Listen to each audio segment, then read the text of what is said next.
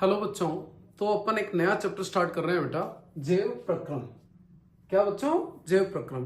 तो यार बच्चों, जैव प्रक्रम होता क्या है? उससे पहले आपको एक चीज में एक एग्जांपल दे रहा हूं बच्चों। जैसे आपने एक नई बिल्डिंग बनाई, मुझे बताओ बच्चों, यदि मान लीजिए 10-15 साल तक इस बिल्डिंग को ऐसे ही छोड़ दिया जाए, ठीक है ना, उसमें कोई नहीं रह रहा, ऐसे ही छोड़ दिया, तो मुझे बताओ बच्चों 10-15 साल बाद उस बिल्डिंग की हालत ये हो जाएगी, यानी वो बिल्डिंग एक खंडहर में चेंज हो जाएगी। आप में से कोई मुझे बता सकता है बच्चों कि यार ऐसा हुआ क्यों? तो आई थिंक सबको ये पता होगा बच्चों कि due to effect of environment, यानी जो पर्यावरण के कारक है, जैसे बारिश हो गई बच्चों, हवा हो गई, धूप हो गया, तापमान हो गया, इसके कारण धीरे धीरे इस बिल्डिंग में क्या आएंगे बेटा, बदलाव आ जाएंगे और ये खंडहर में परिवर्तित तो हो जाएगी। तो यार बच्चों, ये इफेक्ट तो अपनी बॉडी के ऊपर भी हो सकता है, अपनी बॉडी भी खंडहर में चेंज हो सकती है, लेकिन ऐसा नहीं होता बच्चों।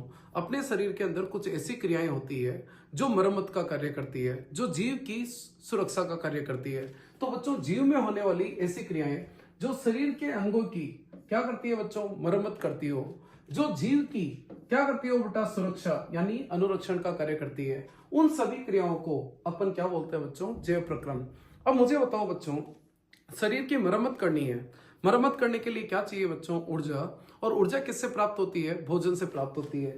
तो मेरे हिसाब से भोजन लेने के क्रम को क्या बोलते हैं बच्चों, भोजन लेने की क्रिया को अपन क्या कहते हैं बेटा, पोषण। तो सबसे पहले पोषण किसमें आएगा बच्चों, जैव प्रक्रम में। अब मुझे बताओ बच्चों, ऊर्जा प्राप्त होगी किससे? आपने जो भोजन लिया उस भोजन का क्या होगा, ऑक्सीकरण। ऑक्सीकरण के लिए क्या चाहिए बच्चों, ऑक्सीजन। यानी नेक्स्ट क्रिया होगी कौन सी बच्चों, श्वसन। अब देखिए बच्चों, भोजन के टूटने से क्या बनते हैं बच्चों, अवशिष्ट पदार्थ बनते हैं। उन अवशिष्ट पदार्थों को शरीर से क्या निकालना बच्चों, बाहर निकालना, उस क्रिया को भी क्या बोलते हैं बेटा, उत्सर्जन बोलते हैं। यदि मान लीजिए उन अवशिष्ट पदार्थों को शरीर से बाहर नहीं निकाला गया तो जीव की क्या हो जाएगी बच्चों, मृत्यु हो जाएगी। इसके अलावा बेटा एक और क्रिया आती है बेटा, परिवहन। हार्ट, आपको पता है, हृदय क्या करता है बेटा, परिवहन का कार्य करवाता है, यानी जो ब्लड है ना बेटा, उस ब्लड को सर्कुलेट कराता है और जो भी चीजें शरीर को जहां आवश्यक हो वहां तक पहुंचाने का कार्य करता है। तो कुल मिला के बच्चों 4 क्रियाएं होगी, पोषण, श्वसन, उत्सर्जन और परिवहन। ये चारों क्रियाएं किसमें आती है बच्चों, जैव प्रक्रम में आती है। तो पहली प्रक्रिया अपन पढ़ रहे हैं बच्चों, कौन सी बेटा, पोषण। तो यार बच्चों, पोषण होता क्या है? पोषण एक ऐसी क्रिया है जिसके द्वारा जीव भोजन प्राप्त करते हैं और उस भोजन का उपयोग करते हैं किसके लिए, ऊर्जा प्राप्त करने के लिए, विकास के लिए। उस क्रिया को अपन क्या नाम दिया बच्चों, पोषण। क्वेश्चन ये आ गया बच्चों कि पोषण कितने प्रकार का होता है। तो बच्चों आप देखिए, यहाँ पर एक मैंने ग्रीन प्लांट दे रखा है, पौधा दे रखा है बच्चों, यहाँ पर एक लॉयन दे रखा है बच्चों, टाइगर दे रखा है बेटा, ठीक है ना। तो मुझे बताओ बच्चों, पेड़ पौधे अपना भोजन क्या करते हैं बेटा, स्वयं बनाते हैं। ऐसे जीव जो अपना भोजन स्वयं बनाते हैं बेटा, उनको बोलते हैं स्वपोषी पोषण। ऐसे जीव जो अपना भोजन दूसरों से प्राप्त करते हैं बेटा, उनको बोलते हैं बेटा विषम पोषी पोषण। तो बेटा पोषण 2 प्रकार का होता है बेटा, स्वपोषी पोषण और एक क्या बच्चों, परपोषी पोषण। सबसे पहले अपन डिस्कस कर रहे हैं बेटा स्वपोषी पोषण, यानी जो जीव अपना भोजन स्वयं बनाते हैं और किस क्रिया द्वारा बनाते हैं बच्चों, वो क्रिया कौन सी है, प्रकाश संश्लेषण। तो क्वेश्चन आ गया कि प्रकाश संश्लेषण क्या होता है बच्चों। उसको समझने से पहले आपको एक इक्वेशन आना जरूरी है बच्चों। मुझे बताओ बच्चों, प्रकाश संश्लेषण आपने लोअर क्लासेस में पढ़ा होगा। प्रकाश संश्लेषण में पेड़ पौधे किसका उपयोग करते हैं, कौन सी गैस चाहिए बच्चों, तो आई थिंक सबको पता होगा, कार्बन डाइऑक्साइड।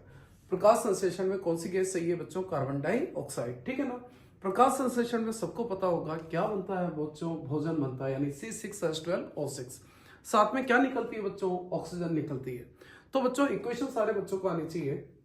प्रकाश संश्लेषण के इक्वेशन क्या बच्चों, 6CO2 + 12H2O in the presence, किसकी उपस्थिति में बच्चों, क्लोरोफिल और सूर्य के प्रकाश की उपस्थिति में पेड़ पौधे क्या बनाते हैं बच्चों, भोजन बनाते हैं और साथ में क्या निकलती है बच्चों, ऑक्सीजन निकलती है, ठीक है ना।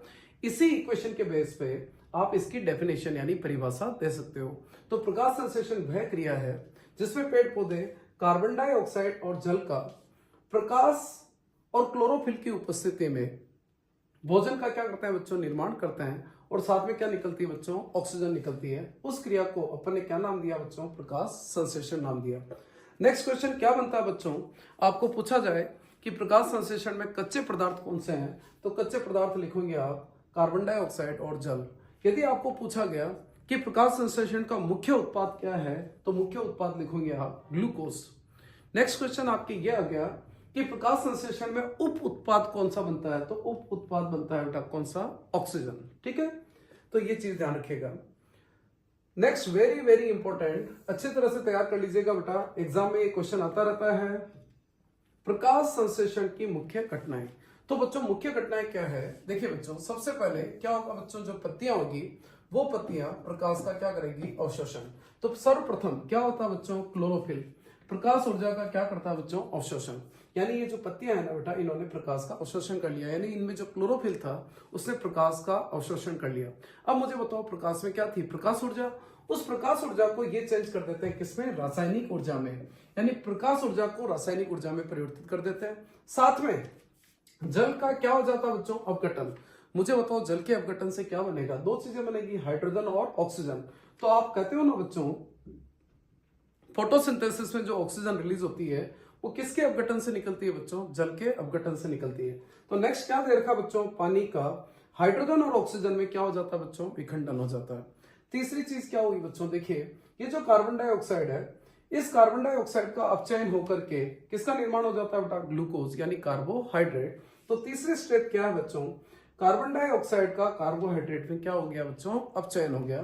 तो ये प्रकाश संश्लेषण की क्या बेटा, तीन घटनाएं। देखिए बच्चों, सबसे पहले क्लोरोफिल ने प्रकाश अवशोषित किया, फिर ये प्रकाश ऊर्जा किसमें चेंज होगी, रासायनिक ऊर्जा में। फिर क्या हुआ बच्चों, जल का अपघटन हो गया हाइड्रोजन और ऑक्सीजन में। और नेक्स्ट क्या हुआ बच्चों, कार्बन डाइऑक्साइड का अपचयन होकर के किसका निर्माण हो गया बच्चों, ग्लूकोज का निर्माण हो गया। वेरी इंपॉर्टेंट है, अच्छी तरह से लर्न कर लीजिएगा। नेक्स्ट, अब आपको पता है बच्चों, प्रकाश संश्लेषण के लिए पौधों को क्या चाहिए, कार्बन डाइऑक्साइड। अब क्वेश्चन ये कि कार्बन डाइऑक्साइड पौधों में प्रवेश कहां से करेगी, तो कहां से प्रवेश करती है बच्चों, रंध्रों से। अब रंध्र कहां पाए जाते हैं बच्चों, रंध्र आपको पता है बेटा पत्तियों के ऊपर पाए जाते हैं, ठीक है ना। पत्तियों पर छोटे छोटे छिद्र होते हैं बेटा, उन छिद्रों को क्या बोलते हैं बेटा, रंध्र। देखिए बच्चों, ये जो दे रखा है दैट इज, ये चीज जो है ना, ये रंध्र है बच्चों।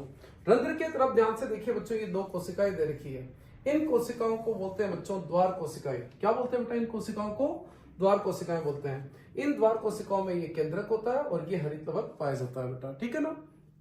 क्वेश्चन ये आ गया कि भाई ये रंध्र करते क्या है, तो बच्चों रंध्र एक तो गैसों का आदान प्रदान, ठीक है ना, और इसके अलावा बच्चों वाष्पोत्सर्जन, क्या करते हैं बेटा, वाष्पोत्सर्जन का कार्य करते हैं। नेक्स्ट वेरी वेरी इंपॉर्टेंट है, रंध्रों के खुलने और बंद होने की क्रिया को समझिए। देखो बच्चों, यदि मान लीजिए इमेजिन करिए, मैं ये कह रहा हूं कि जल का प्रवेश, किसका प्रवेश बच्चों, जल।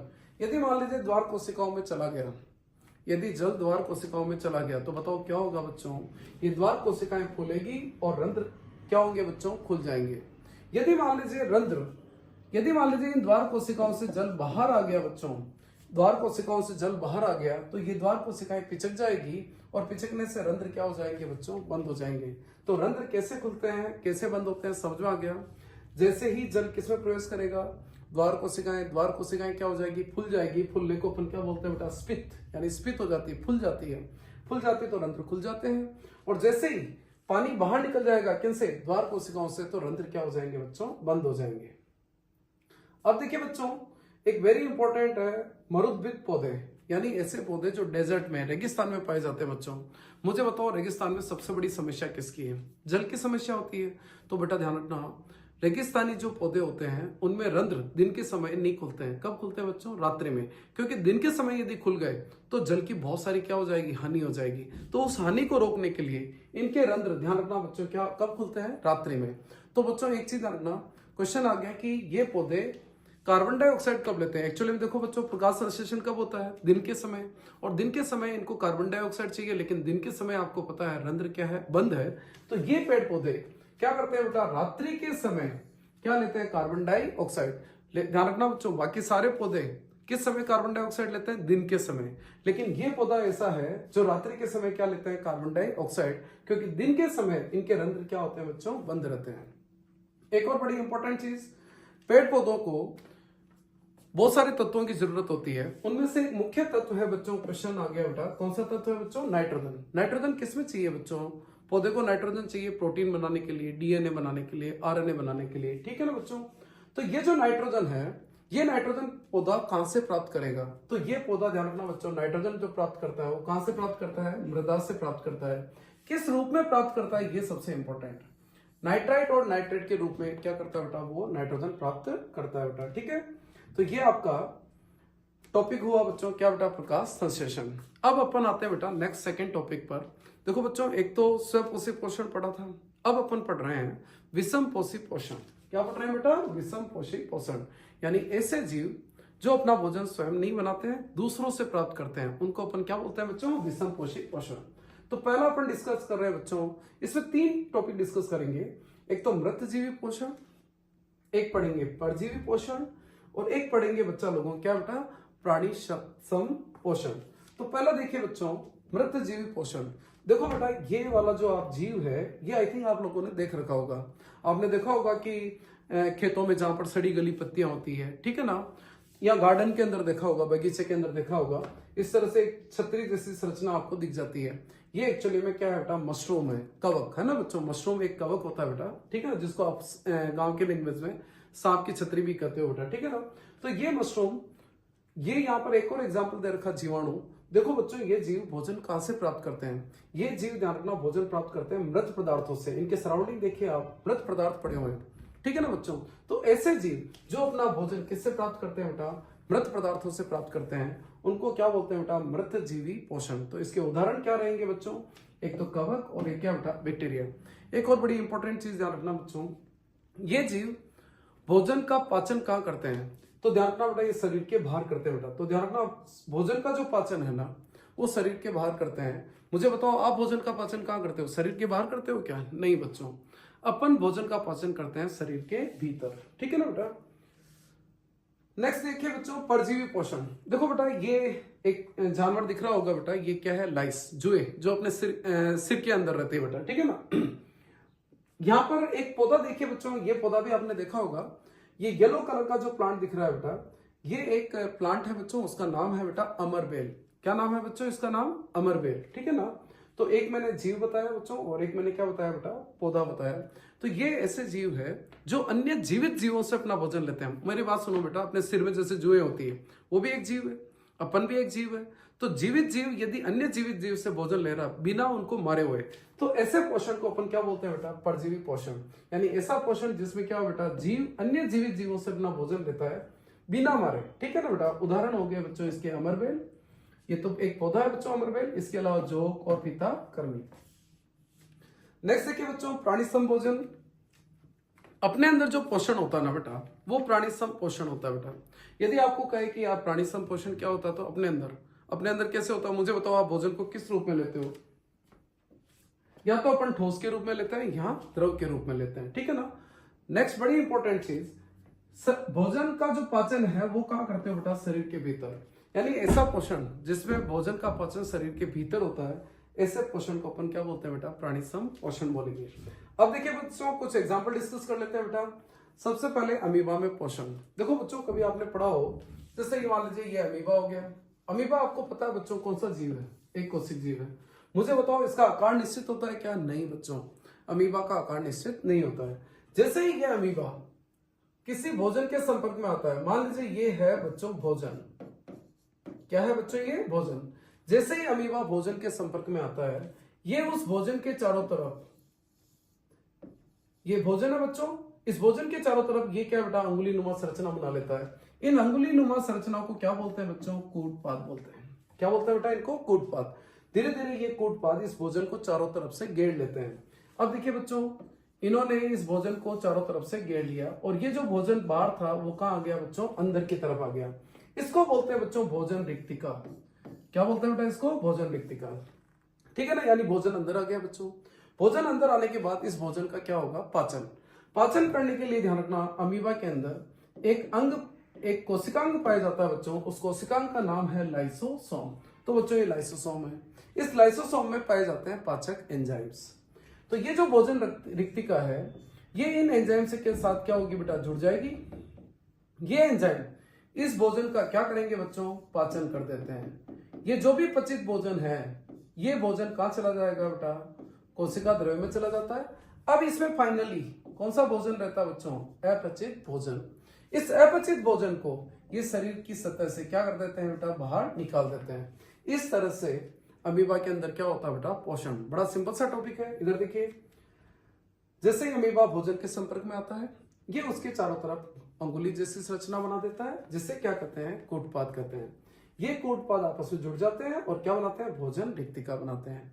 ये भोजन रिक्तिका किससे जुड़ जाती है, लाइसोसोम। लाइसोसोम में क्या पाए जाते हैं, पाचक एंजाइम्स। अब ये लाइसोसोम और रिक्तिका आपस में जुड़ जाएगी, इस भोजन को पचा लेगी।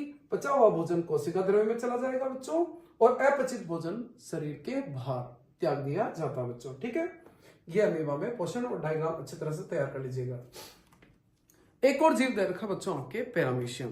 पैरामीशियम एक कोशिक जीव है बच्चों, ध्यान रखना लेकिन इसकी जो है संरचना, इसका जो आकार है बेटा वो निश्चित होता है। नेक्स्ट ध्यान रखना बच्चों, अमीबा अपना भोजन कहां से लेता है, तो शरीर की सतह से, कहीं से भी ले सकता है। मुझे बताओ आप अपना भोजन कहां से लेते हो, तो एक ही जगह है, मुख। मुख से अपन भोजन अंदर लेते हैं, लेकिन अमीबा में ये जगह फिक्स नहीं है। लेकिन इस पैरामीशियम में ये जगह फिक्स है। पैरामीशियम अपना भोजन इस स्पेसिफिक साइट से ही, यानी इस विशिष्ट स्थान से ही भोजन क्या करता है बेटा, अंदर लेता है। और भोजन को अंदर लेने में इनमें हेल्प करते हैं बेटा, ध्यान रखना, इसके शरीर की सतह पर बहुत सारे हेयर लाइक स्ट्रक्चर होते हैं बेटा, उनको बोलते हैं पक्षमाप। ये जो मैंने बनाया ना बेटा छोटे छोटे, इनको क्या बोलते हैं, पक्षमाप। तो जैसे ही मान लीजिए यहाँ पर भोजन आ गया, ये पक्षमाप क्या करेंगे बच्चों, बीटिंग करेंगे और इस भोजन को इधर की तरफ क्या करेंगे बेटा, धकेलेंगे, और ये फिर भोजन को भीतर की ओर ले लेता है। ठीक है ना, तो ये भी एक कोशिक जीव है, लेकिन इसमें भोजन लेने के लिए एक विशिष्ट स्थान होता है जो अमीबा में नहीं है। नेक्स्ट अपना जो टॉपिक है बेटा बड़ा इंपॉर्टेंट है, मनुष्य में पोषण। देखो बेटा मनुष्य में पोषण कैसे क्या होता है, पाचन तंत्र कैसा क्या होता है, पहले डायग्राम देख लेते हैं बच्चों अपन। ये देखिए बच्चों, ये तो हो गया आपका मुख। मुख के अंदर ये क्या होती है बच्चों, मुख गुहा।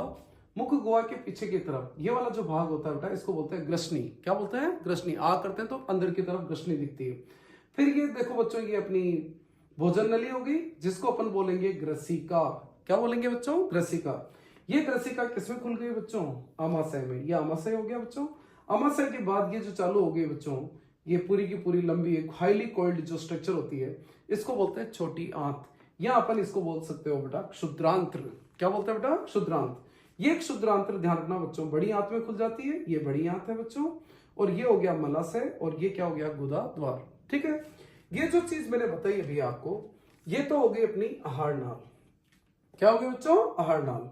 ये जो ग्रंथियां हैं बेटा, यहाँ पर देखिए बच्चों, एक ग्रंथि दिख रही है यकृत, ये वाला जो दिख रहा है ना बेटा, ये स्ट्रक्चर, ये क्या है बेटा, यकृत। यहाँ पर एक और ग्रंथि दिख रही है बच्चों, अग्नाशय। ठीक है ना, और मुंह में ध्यान रखना बच्चों, आपको पता है लार ग्रंथियां होती है। तो यदि मान लीजिए आहार नाल के साथ इन ग्रंथियों को जोड़ दिया जाए, यानी ग्रंथियां कौन कौन सी हो गई बच्चों, लार ग्रंथि, यकृत और अग्नाशय, तो क्या बन गया बच्चों, पाचन तंत्र। तो पाचन तंत्र दो चीजों का बना होता है। किस किस का बना होता है, आहार नाल और पाचक ग्रंथियों का। ठीक है, अब देखिए बच्चों, ये डायग्राम बनाओगे कैसे, देखो सिंपल सा तरीका बता देता हूं। ये तो हो गया अपना मुख, और ये क्वेश्चन मार्क शेप में आपका हो गया नाक। ये हो गई ग्रसनी, यहाँ पर दो पाइप्स होती है बच्चों, पीछे वाली पाइप को आप लॉन्ग करिएगा, ये आपकी होगी ग्रसिका। फिर बाद में उल्टा सी बनाना बच्चों, ठीक है ना, ये हो गया आपका आमाशय। फिर आप सीधा सी बनाइए बच्चों, ये आपकी चालू होगी छोटी आंत। ठीक है ना बेटा, छोटी आंत के बाद आप क्या बनाइए बेटा, बड़ी आंत। छोटी आंत को ध्यान रखना, आपकी बुक में क्या दे रखा, क्षुद्रांत, है ना। बड़ी आंत कैसे बनाओगे, ये बड़ी आंत एक डिब्बा बॉक्स बना लीजिए बच्चों, ये बॉक्स बना लीजिएगा। ठीक है, ये बड़ी आंत ऐसा बॉक्स बना लीजिएगा। फिर छोटी आंत को कंप्लीट करिए, इस छोटी आंत को इसके अंदर एंटर करवाइए, और जितना कोइल हो सकता है उतना आपको कोइल करना बेटा, है ना, गोल गोल घुमाना है इसको, और बड़ी आंत में खोल दीजिए। फिर बाद में ये जो ये बड़ी आंत आ गई बेटा, और ये हो गया मलाशय, और ये हो गया गुदा द्वार। तो ये तो हो गया बच्चों अपना आहार नाल।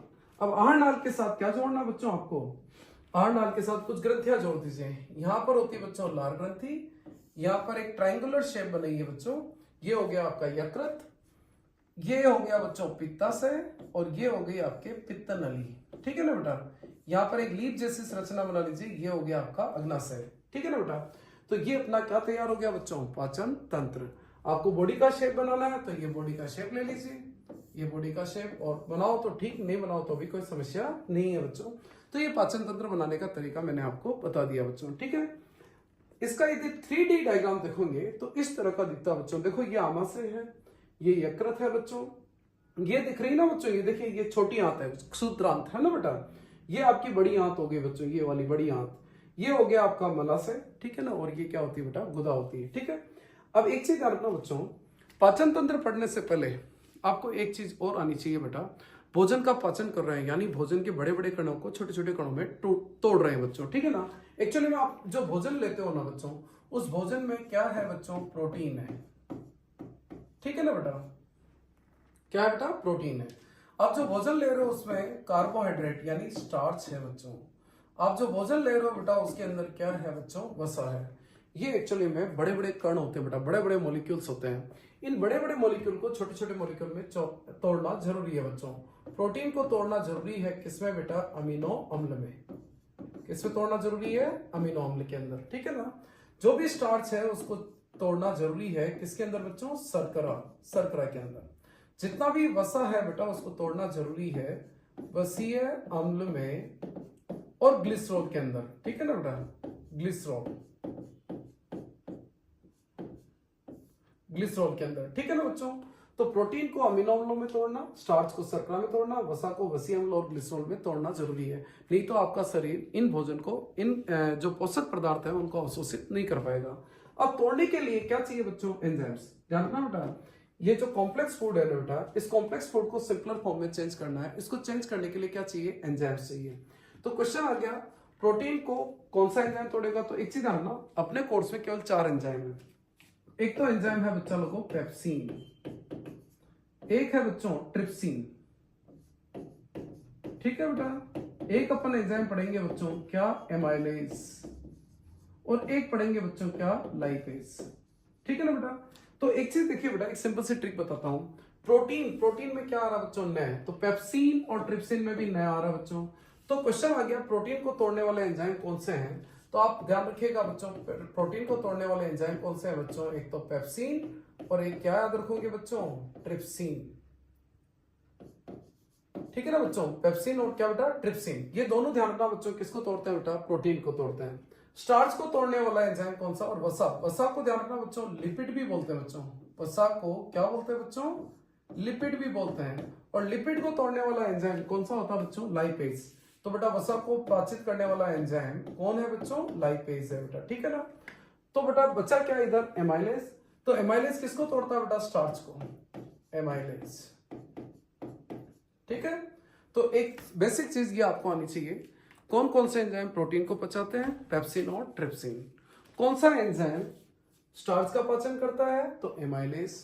और कौन सा एंजाइम वसा का पाचन करता है, तो बच्चों लाइपेज, ठीक है। अब अपन पाचन की क्रिया पढ़ रहे हैं। सबसे पहले अपन बात करते हैं, मुख की बात करते हैं। मुझे बताओ आपके मुख में क्या क्या चीजें हैं। एक तो है दांत, दूसरी चीज क्या है बच्चों, जीभ। दांत क्या करेंगे, भोजन को छोटे छोटे कणों में तोड़ देंगे बेटा, ठीक है, सिंपल सा याद रखना। जीभ क्या करती है, स्वाद का पता लगाने का काम करती है। भोजन को लार के साथ मिलाने का काम करती है। भोजन को निगलने का कार्य करती है, कौन बच्चों, जीभ। सबसे इंपॉर्टेंट चीज है बच्चों, लार ग्रंथियां। लार ग्रंथियां क्या स्रावित करती है बच्चों, लार, ठीक है ना। उस लार में क्या होता है बच्चों, उस लार में एक एंजाइम होता है बेटा, उसका नाम है एमाइलेज। कौन सा एंजाइम बच्चों, एमाइलेज। बच्चा लोगों अभी मैंने कहा था एमाइलेज एंजाइम किसको पचाता है। तो एमाइलेज एंजाइम आपको पता है स्टार्च को शर्करा में परिवर्तित कर देता है। नेक्स्ट इज, लार के अंदर एक और चीज पाई जाती है, क्या बच्चों, श्लेष्मा। ये श्लेष्मा भोजन को क्या बना देती है, लसा बना देती है, ताकि आप भोजन को आराम से क्या कर सको, निगल सको बच्चों, ठीक है। इसके बाद ये भोजन आ जाता है आपके कहां पर बेटा, मुख के बाद ये भोजन आ जाता है आपकी ग्रसिका के अंदर, ठीक है ना बेटा, ग्रास नाल के अंदर आ जाता है। तो बच्चों क्वेश्चन ये आ गया कि आपकी ग्रास नली में भोजन का पाचन होता है तो नहीं होता है। नेक्स्ट चीज ध्यान रखना, भोजन गया कैसे, आगे कैसे जाता है बच्चों। एक्चुअली में ध्यान से देखिए बेटा, ये जो ग्रास नाल है ना बेटा, यहाँ की जो पेशियां हैं, इन पेशियों में क्या होता है, संकुचन होता है। यहाँ की पेशियों में संकुचन हो रहा है और भोजन को आगे धकेला जाता है। इस गति को क्या बोलते हैं बेटा, क्रमानुकुंचन गति। यानी जो पेशियां होती है ना बेटा, पेशियों की जो भित्ति है, जो ग्रास नाल है बेटा, उसकी जो भित्ति है ना बेटा, उसमें पेशियां पाई जाती है। उन पेशियों में बार बार क्या होता है, संकुचन होता है, और उस संकुचन के कारण ये भोजन क्या होता है बेटा, आगे जाता है। इस संकुचन को अपन क्या बोलते हैं बेटा, क्रमाकुंचन गति बोलते हैं, ठीक है। फाइनली ये भोजन आपके कहा जाता है बच्चों, आमाशय में। ये जो डायग्राम दिख रहा है बेटा, ये क्या है, आमाशय। आमाशय की भित्तियों के अंदर एक ग्रंथि पाई जाती है बच्चों, उस ग्रंथि को बोलते हैं बेटा क्या, जठर ग्रंथि बोलते हैं। उस जठर ग्रंथि से एक रस निकलता है बेटा, उसका नाम क्या है, जठर रस, ठीक है ना बच्चों। अब ये जठर रस करता क्या है बच्चों, इस जठर रस के अंदर एक एंजाइम पाया जाता है, उस एंजाइम का नाम है बच्चों पेप्सिन। और पेप्सिन मैंने अभी आपको कहा था बेटा किसका पाचन करता है, प्रोटीन का पाचन करता है बच्चों, ठीक है ना। लेकिन एक कंडीशन अप्लाई है, पेप्सिन प्रोटीन का पाचन तभी कर पाएगा जब माध्यम अम्लीय होगा। इसीलिए जठर रस के अंदर एक और चीज पाई जाती है, हाइड्रोक्लोरिक अम्ल। ये हाइड्रोक्लोरिक अम्ल क्या करती है, भोजन के माध्यम को क्या कर देती है, अम्लीय। साथ में एक और फायदा करती है, भोजन में जितने भी कीटाणु हैं उनको भी मारने का कार्य करेगी।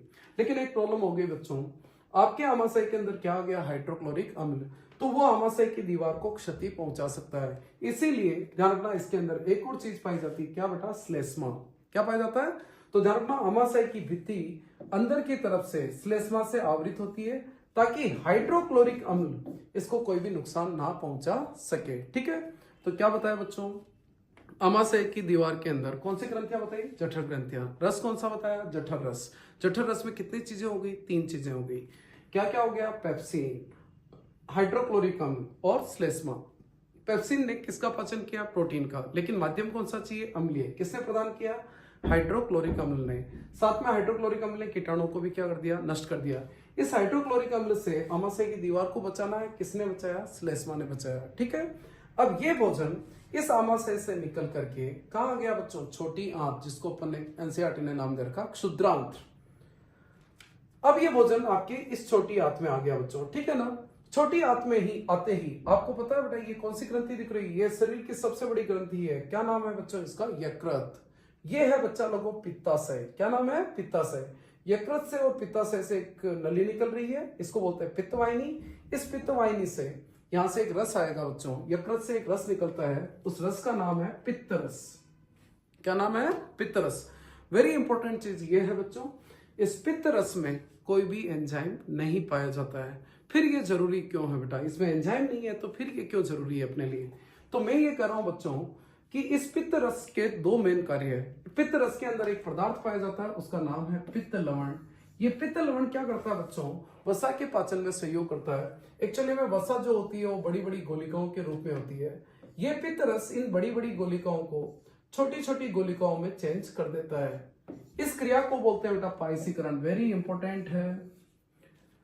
वसा का पायसीकरण कौन करता है बच्चों, तो पित्त लवण करते हैं। ये वसा की बड़ी बड़ी गोलिकाओं को छोटी छोटी गोलिकाओं में चेंज कर देते हैं। इससे फायदा क्या हुआ बच्चों, इससे जो लाइपेज एंजाइम है वो इस वसा को आसानी से पचा पाएगा, नहीं तो वसा का पाचन नहीं होगा बच्चों।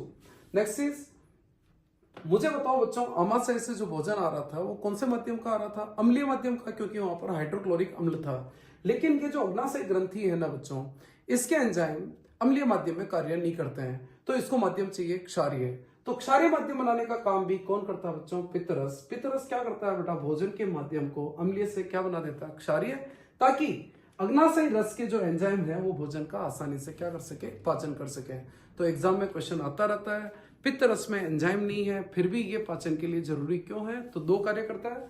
एक तो वसा का पायसीकरण करता है और एक भोजन के माध्यम को क्या कर देता है, परिवर्तित कर देता है बच्चों। नेक्स्ट इज अग्नाशय ग्रंथि। अभी अपन ने देखी थी बच्चों, ये जो ग्रंथि दिख रही है बेटा, ये कौन सी ग्रंथि है, अग्नाशय ग्रंथि। अग्नाशय ग्रंथि के अंदर 2 एंजाइम और पाए जाते हैं। कौन कौन से एंजाइम होते हैं बेटा, लाइपेज और एक क्या बेटा, ट्रिप्सिन। लाइपेज मैंने पहले ही कह दिया कि ये किसका पाचन करता है, वसा का, ठीक है ना। वसा को किसमें चेंज कर देता है बच्चों, वसीय अम्ल और किसमें, ग्लिसरॉल के अंदर, ठीक है। ट्रिप्सिन क्या करता है बच्चों, प्रोटीन का पाचन। तो बेटा कुल मिला के अपने कितने एंजाइम है, 4। लार के अंदर क्या बताया था, एमाइलेज, जो स्टार्च को शर्करा में। फिर मैंने आपको जठर रस में बताया यानी आमाशय के अंदर क्या बताया था, पेप्सिन, जो प्रोटीन का पाचन करता है। फिर मैंने आपको कहा था अग्नाशय ग्रंथि में 2 एंजाइम हो गए, ट्रिप्सिन प्रोटीन का पाचन करता है और लाइपेज वसा का पाचन करके वसीय अम्ल और क्या बनाता है बच्चों, ग्लिसरॉल बनाता है। फिर आता है बच्चों, देखिए ये जो अपनी छोटी आंत है, ये आप जो छोटी आंत दिख रहे हो बेटा, इससे भी रस निकलता है, उस रस को बोलते हैं आंतरीय रस। क्या बोलते हैं, आंतरीय रस। और बच्चा लोग को ध्यान रखना, इसमें विभिन्न प्रकार के क्या पाए जाते हैं, एंजाइम्स, जो भोजन का कंप्लीट पाचन यानी संपूर्ण पूर्ण पाचन का जो कार्य करते हैं। क्वेश्चन एग्जाम में आता रहता है, ऐसा कौन सा रस है जो भोजन का पूरा पाचन करता है, तो क्या लिखोगे आप, आंतरीय रस, ठीक है ना। जितना भी आपने प्रोटीन खाया वो फाइनली चेंज हो जाता है अमीनो अम्ल में। जितना भी आपने वसा लिया वो फाइनली यहाँ पर चेंज हो जाता है वसीय अम्ल और ग्लिसरॉल में। जितना भी आपने कार्बोहाइड्रेट यानी स्टार्च लिया वो चेंज हो जाता है यहाँ पे किसमें बेटा, शर्करा में। तो कुल मिला के भोजन का पाचन छोटी आंत में क्या हो जाता है बच्चों, पूरा हो जाता है बेटा, ठीक है। तो क्वेश्चन एग्जाम में आता रहता है भोजन का कहाँ पाचन होता है बेटा, तो पूर्ण पाचन कहाँ होता है, छोटी आंत में। अब नेक्स्ट देखिए बच्चों, ये जो छोटी आंत है ना बेटा, इस छोटी आंत की लंबाई हर जीव में अलग अलग होती है। वो निर्भर करती है कि जीव किस प्रकार का भोजन ग्रहण कर रहे हैं। देखो बेटा एनसीईआरटी ने दिया, ये क्वेश्चन एग्जाम में बनता रहता है, अच्छी तरह से तैयार कर लेना बच्चों, ठीक है ना। एक तो जीव जो है शाकाहारी, शाकाहारी जीव क्या खाते हैं बच्चों, पेड़ पौधे खाते हैं। पेड़ पौधों में क्या पाया जाता है, सेलुलोज। ध्यान रखना बच्चों, पेड़ पौधों में क्या पाया जाता है, सेलुलोज। और सेलुलोज को पचाने में क्या लगता है बच्चों, समय लगता है। यदि पचाने में समय लगेगा तो उनकी छोटी आंत की लंबाई क्या होगी बेटा, बड़ी होगी, क्षुद्रांत की लंबाई बड़ी होगी बच्चों। लेकिन जो जीव मांसाहारी होते हैं बच्चों, मांसाहारी जीव क्या खाते हैं बच्चों, मांस। मांस में क्या होता है, प्रोटीन, और प्रोटीन का पाचन बच्चा लोगों आसानी से हो जाता है। इसीलिए मांसाहारी जीवों में आहार नाल की लंबाई इतनी ज्यादा लंबी नहीं होती है जितनी किन में होती है बच्चों, शाकाहारियों में होती है। तो ये भी एग्जाम में अच्छी तरह से तैयार कर लेना। छोटी आंत में मैंने आपको कहा था भोजन का पाचन पूरा हो गया। पूरा होने के बाद ये भोजन कहाँ जाएगा बच्चों, बड़ी आंत में। बड़ी आंत में ध्यान रखना कोई पाचन नहीं होता है, यहाँ पर ओनली अवशोषण होता है। किसका अवशोषण होता है बेटा, पानी का अवशोषण होता है। फिर बचा हुआ भोजन कहाँ चला जाता है, मलाशय में, ठीक है ना। फिर अपन गुदा के द्वारा बाहर निकाल लेते हैं। अब देखो बच्चों, मैंने आपको कहा था भोजन का पाचन कहाँ हो गया था, छोटी आंत में हो गया था। वहीं पे ही भोजन का क्या होता है बच्चों, अवशोषण होता है। तो क्वेश्चन आ गया कि सबसे ज्यादा भोजन का अवशोषण आहार नाल के किस भाग में होता है, तो क्या लिखोगे, छोटी आंत के अंदर। ऐसा क्यों भाई, एक्चुअली में छोटी आंत के अंदर की तरफ देखोगे तो इस तरह की अंगुली नुमा संरचनाएं पाई जाती है।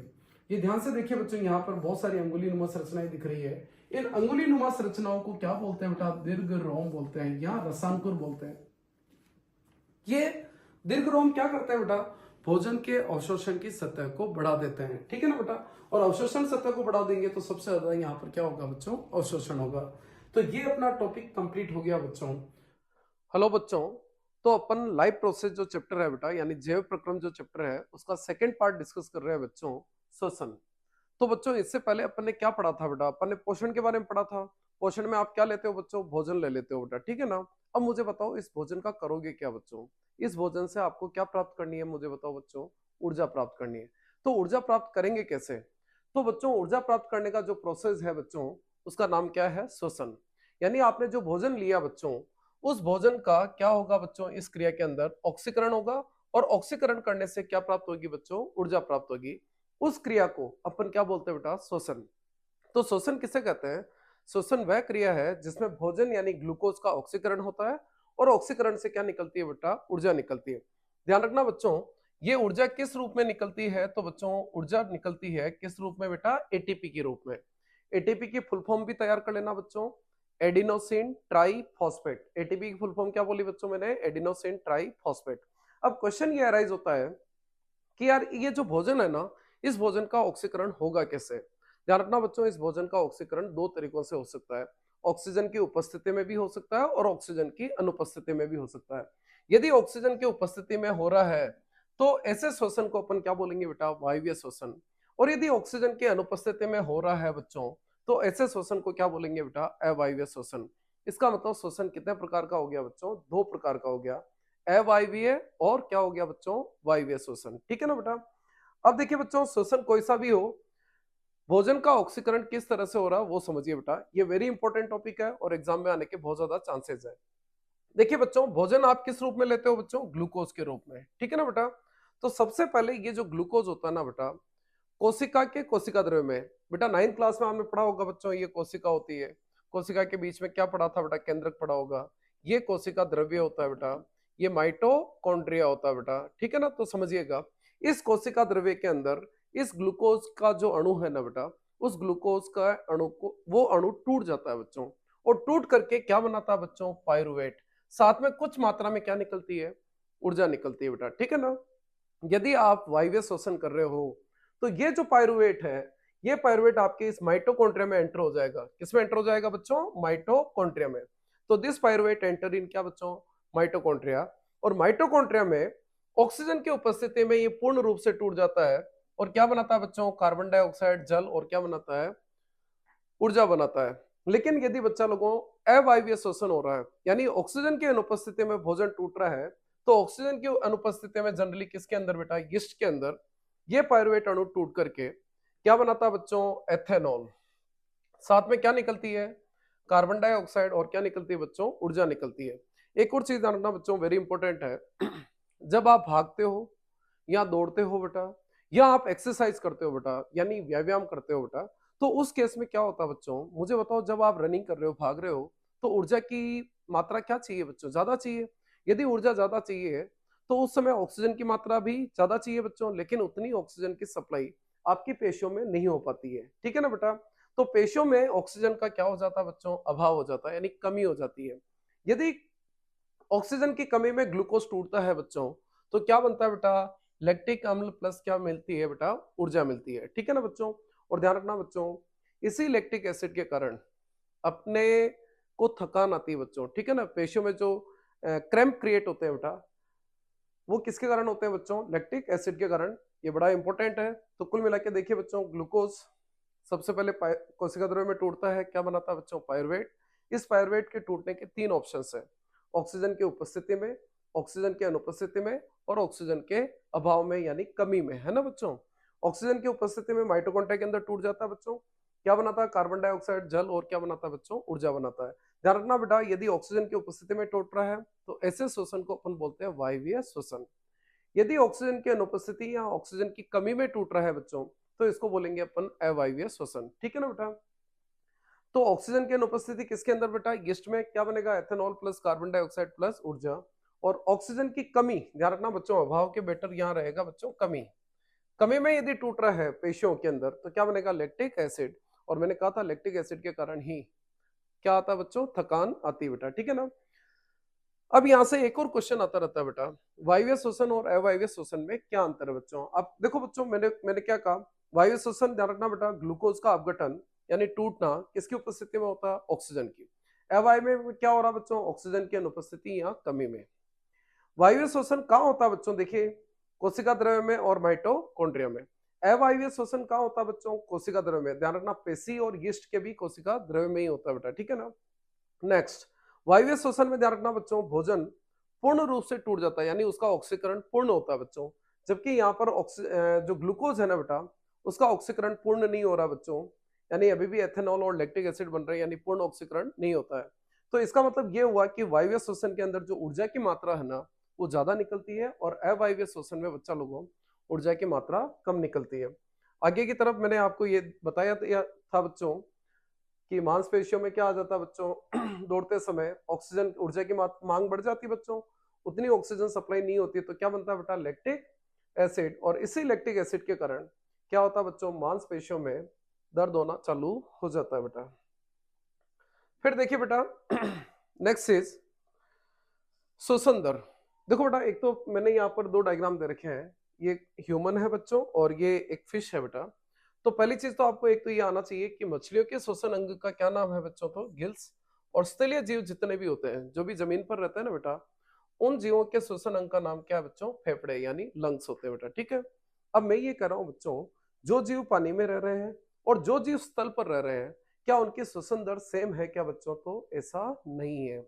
मुझे बताओ बच्चों, जो पानी के अंदर रह रहे हैं वो ऑक्सीजन कहाँ से प्राप्त कर रहे हैं बेटा, पानी से ही। यानी पानी के अंदर एक्चुअली में ध्यान रखना बच्चों, घुली हुई ऑक्सीजन की मात्रा क्या होती है, कम होती है। मुझे बताओ, किसी को भी ऑक्सीजन कम दे दी जाए तो श्वसन दर पे क्या इफेक्ट होगा बेटा, सांस दर बढ़ जाएगी बच्चों। तो एक चीज ध्यान रखना बेटा, जो जलीय जीव है उनकी श्वसन दर क्या होती है बच्चों, ज्यादा होती है कंपेरेटिव टू ऐसे जीव जो कहाँ रहते हैं बेटा, स्थल पर रहते हैं। अपन स्थल पर रहते हैं, अपन ऑक्सीजन कहाँ से प्राप्त कर रहे हैं बेटा, हवा से प्राप्त कर रहे हैं, और हवा में ऑक्सीजन की उपलब्धता अधिक होती है बेटा। तो अपनी श्वसन दर इतनी ज्यादा नहीं होती है जितनी ज्यादा किसकी होती है बच्चों, जलीय जीवों की होती है, ठीक है। अब देखिए बच्चों, नेक्स्ट अपन पढ़ लेते हैं बेटा, मनुष्य का श्वसन तंत्र। देखिए बेटा, श्वसन तंत्र का डायग्राम देखोगे तो बच्चों, ये तो अपना हो गया नाक, है ना बच्चों, ये तो नासा छिद्र है, द्वार है बेटा, और ये नासा गुहा हो गई। ये जो है ना बेटा, जहां पर मुख और नाक दोनों एक जगह पर ओपन होते हैं बेटा, उसको बोलते हैं ग्रसनी। क्या बोलते हैं बेटा, ग्रसनी के ठीक नीचे क्या आ गया बच्चों, कंठ। ये वाली जो चीज होती है बेटा, कंठ, जिससे आप साउंड प्रोड्यूस करते हो, आवाज निकालते हो बेटा, ठीक है ना, वो कंठ होता है। ये आगे का पार्ट जो आपको दिख रहा है बच्चों, ये वाला पार्ट, ये पूरा का पूरा, ये होती है बच्चों अपने श्वास नली। ये श्वास नली ध्यान से देखिए दो भागों में विभाजित हो गई, ठीक है ना बेटा। दो भागों में विभाजित होकर के जो बनती है बेटा, इसको बोलते हैं श्वसनी। इसको क्या बोलेंगे बेटा? श्वसनी। ये श्वसनी अपने फेफड़ों में जाती है, फिर और विभाजित हो जाती है। ध्यान से देखिए बेटा, ये और विभाजित हो रही है बेटा, ठीक है ना। और फाइनली बेलून लाइक स्ट्रक्चर यानी गुब्बारे जैसी संरचनाओं में खुलती है। उन गुब्बारे जैसी संरचनाओं को बेटा ध्यान रखना बेटा, क्या बोलते हैं? कुपिका। क्या बोलते हैं बच्चों? इनको कुपिकाएं बोलते हैं बेटा, ठीक है। यदि इसका डायग्राम बनाओगे तो कैसे क्या बनाओगे बेटा? इधर देखिए, ये तो हो गया मुख हो गया बच्चों, और ये हो गया अपना नाक, ठीक है ना बेटा। तो यहाँ से अपने दो पाइप निकालने हैं, आगे वाले पाइप को लॉन्ग करना है। ये हो गई अपनी क्या बच्चों? श्वास नली होगी, ठीक है ना। फिर इस श्वास नली को कितने भागों में विभाजित करना है बच्चों? दो भागों में विभाजित करना है। और फिर आपको बनाना है बच्चों क्या? फेफड़े। ये फेफड़े बनाने हैं इस तरह से, ठीक है ना। त्रिभुज की तरफ फेफड़े बनाने हैं। नीचे की तरफ आपको बनाना है डायफ्राम। क्या बनाना बच्चों? डायफ्राम। तो बच्चों ये तो हो गई श्वास नली। बताओ ये क्या हो गई बेटा? ये हो गई आपके श्वसनी। फिर मैंने कहा कि यार ये जो श्वसनी है फेफड़ों में जाकर के और विभाजित हो जाती है बच्चों, ठीक है ना। ये देखिए और विभाजित हो रही है। अब इनको बोलेंगे बेटा श्वसनिका। क्या बोलेंगे बेटा इनको? श्वसनिका, है ना बेटा। ये श्वसनिका है, और ये श्वसनिका है एक गुब्बारे जैसी संरचना में खुल जाती है बेटा। इन गुब्बारे जैसी संरचनाओं को बोलते हैं कोपिकाएं। क्या बोलते हैं बेटा? कोपिकाएं। और फिर इसके बाहर बॉडी का डायग्राम आप ड्रॉ कर लीजिएगा, ठीक है ना। तो इस तरह से इसका आप डायग्राम बना सकते हो इजीली। अब देखिए बच्चों, ये देखिए बेटा एक तरह से इस तरह का अपना फेफड़ा दिखता है बेटा। श्वसन तंत्र इस तरह का बना होता है, और ये जो नीचे बना रखा ना बेटा, ये डायफ्राम है। क्या बेटा? ये डायफ्राम है बेटा। अब देखिए बच्चों, सबसे पहले नासिका छिद्र के बारे में पढ़ लेते हैं। तो बच्चों ये नासिका छिद्र है और ये नाक है। मुझे बताओ बच्चों, श्वास कहाँ से लेनी चाहिए? एक क्वेश्चन तो यही बनता है कि श्वास मुंह से लेनी चाहिए या नाक से लेनी चाहिए। तो सबको पता है नाक से लेनी चाहिए। कोई कारण है बच्चों? बिल्कुल है बच्चों, क्योंकि नाक के अंदर क्या पाए जाते हैं बच्चों? बाल पाए जाते हैं। नाक के अंदर क्या पाया जाता है बच्चों? श्लेष्मा पाया जाता है। तो ये बाल और श्लेष्मा करेंगे क्या? जो आप हवा अंदर ले रहे हो ना बेटा, उस हवा के अंदर यदि मान लीजिए डस्ट है यानी धूल के कण है, या उसके अंदर कीटाणु है, तो वो यहीं पे फिल्टर हो जाते हैं, ठीक है ना। यदि आप मुंह से सांस लोगे तो ये दोनों चीजें आपके शरीर के भीतर क्या करेगी बेटा? प्रवेश कर जाएगी। तो ये चीज ध्यान रखिएगा। अब सांस लेने के बाद ये सांस कहाँ चली जाती है बच्चों? ग्रसनी में चली जाती है, ठीक है ना। ग्रसनी के बाद ये क्या बेटा? कंठ से होकर के कहाँ चली जाती है बेटा? सांस नाल में चली जाती है, ठीक है ना। कंठ को अपन एक और चीज बोलते हैं बेटा, क्या? श्वसन स्वर यंत्र भी बोलते हैं। फिर ये जो सांस है बेटा, ये आपके श्वास नली में चली गई। ध्यान रखना बच्चों, श्वास नली के अंदर ध्यान रखना, ये इस तरह की डिजाइनें बनी हुई है बेटा। ये उपास्थि के बने हुए छल्ले पाए जाते हैं। क्या पाए जाते हैं बेटा? उपास्थि के बने हुए छल्ले। ये क्या करते हैं बच्चों? ये जो श्वास नली है इसको पिचकने नहीं देते बेटा। श्वास नली फिर बाद में मैंने कहा था दो भागों में विभाजित हो जाती है बेटा। इनको बोलते हैं श्वसनी। फिर ये श्वसनी ध्यान रखना बच्चों फेफड़ों में जाती है। ध्यान से देखिए बेटा, ये फर्दर और विभाजित हो रही है। इनको बोलेंगे अपन श्वसनिका। क्या बोलेंगे बच्चों? श्वसनिका। और ये श्वसनिका फाइनली बैलून जैसे स्ट्रक्चर में जाकर के क्या हो जाती है? ओपन हो जाती है। उन बैलून लाइक स्ट्रक्चर को अपन क्या बोलते हैं बेटा? कोपिकाएं बोलते हैं। क्या बोलते हैं? कोपिकाएं। वेरी इंपॉर्टेंट है बच्चों, ये अच्छी तरह से तैयार कर लेना।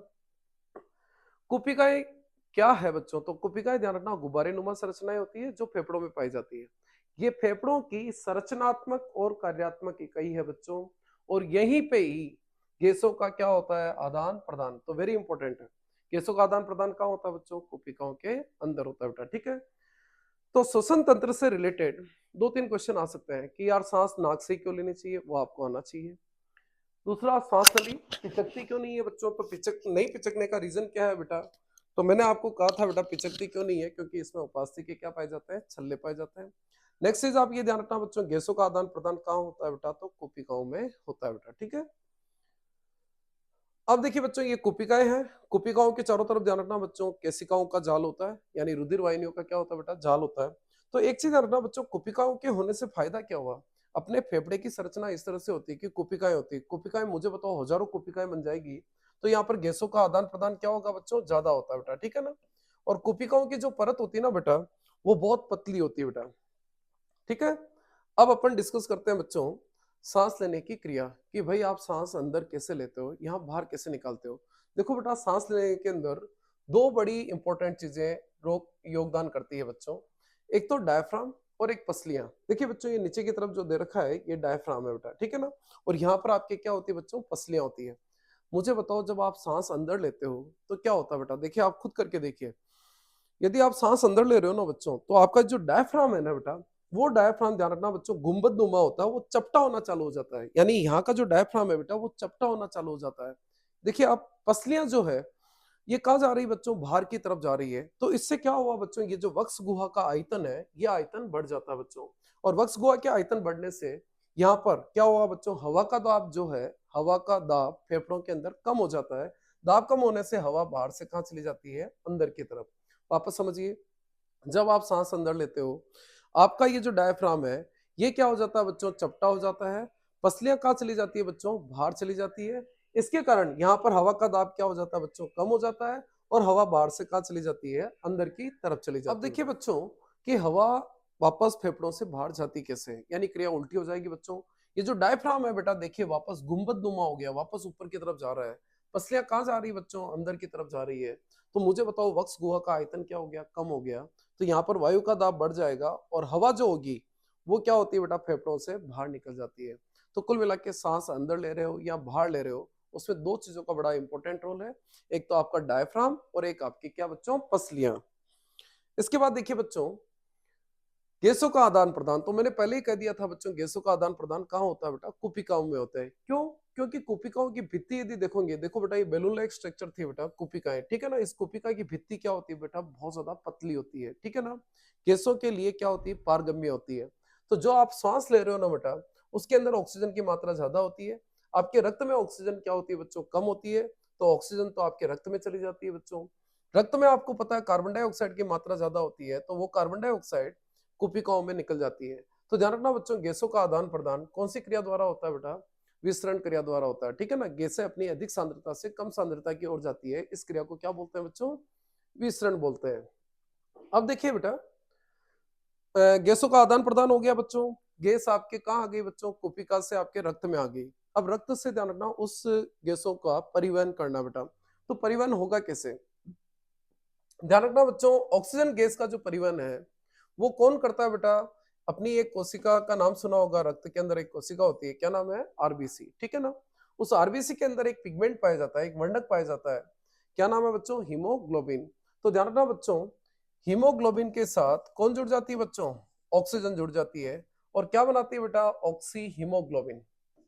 ऑक्सी क्या बनाती है बेटा, हीमोग्लोबिन, ठीक है ना। तो ऑक्सी हीमोग्लोबिन के फॉर्म में ऑक्सीजन का क्या होता है बच्चों, परिवहन होता है बेटा, ठीक है। क्वेश्चन आ गया कि कार्बन डाइऑक्साइड का परिवहन किस रूप में होता है। तो कार्बन डाइऑक्साइड का परिवहन ध्यान रखना बच्चों किस रूप में, विलय अवस्था में होता है। क्वेश्चन ये भी आ सकता है बच्चों कि यार ऑक्सीजन का परिवहन विलय अवस्था में क्यों नहीं हुआ, कार्बन डाइऑक्साइड का क्यों हुआ। क्योंकि कार्बन डाइऑक्साइड ध्यान रखना जल में ज्यादा घुलनशील है, इसीलिए इसका जो ट्रांसपोर्टेशन है वो विलय अवस्था में हो सकता है बच्चों। नेक्स्ट अवशिष्ट वायु। यार बच्चों मुझे बताओ आप सांस ले रहे हो, बाहर निकाल रहे हो, मुझे बताओ सारी हवा बाहर निकाल देते हो क्या, नहीं बच्चों। आप श्वास छोड़ने के बाद भी कुछ हवा आपके कहाँ रहती है बेटा, फेफड़ों में रहती है। उस हवा को अपन क्या बोलते हैं बच्चों, अवशिष्ट वायु। तो अवशिष्ट वायु क्या होता है बेटा, श्वास निकालने के पश्चात भी वायु की कुछ मात्रा कहाँ रह जाती है बच्चों, फेफड़ों में रह जाती है। उस वायु को अपन क्या बोलते हैं बच्चों, अवशिष्ट वायु। इससे क्या फायदा हुआ बच्चों, ये एक्चुअली में क्या बेटा, यदि मान लीजिए कुपिका में हवा आई और फटाफट बाहर निकाल दी आपने, तो मुझे बताओ गैसों का आदान प्रदान में समय मिलेगा क्या बच्चों, नहीं मिल पाएगा। तो थोड़ी बहुत हवा हमेशा कहाँ रहती है बेटा, कुपिकाओं में रहती है। और उस वायु को अपन ने क्या नाम दिया, अवशिष्ट वायु। और ये वायु ध्यान रखना बच्चों गैसों के आदान प्रदान में पर्याप्त समय क्या करती है बेटा, प्रदान करती है बच्चों, ठीक है। अब एक और चीज ध्यान रखना बच्चों,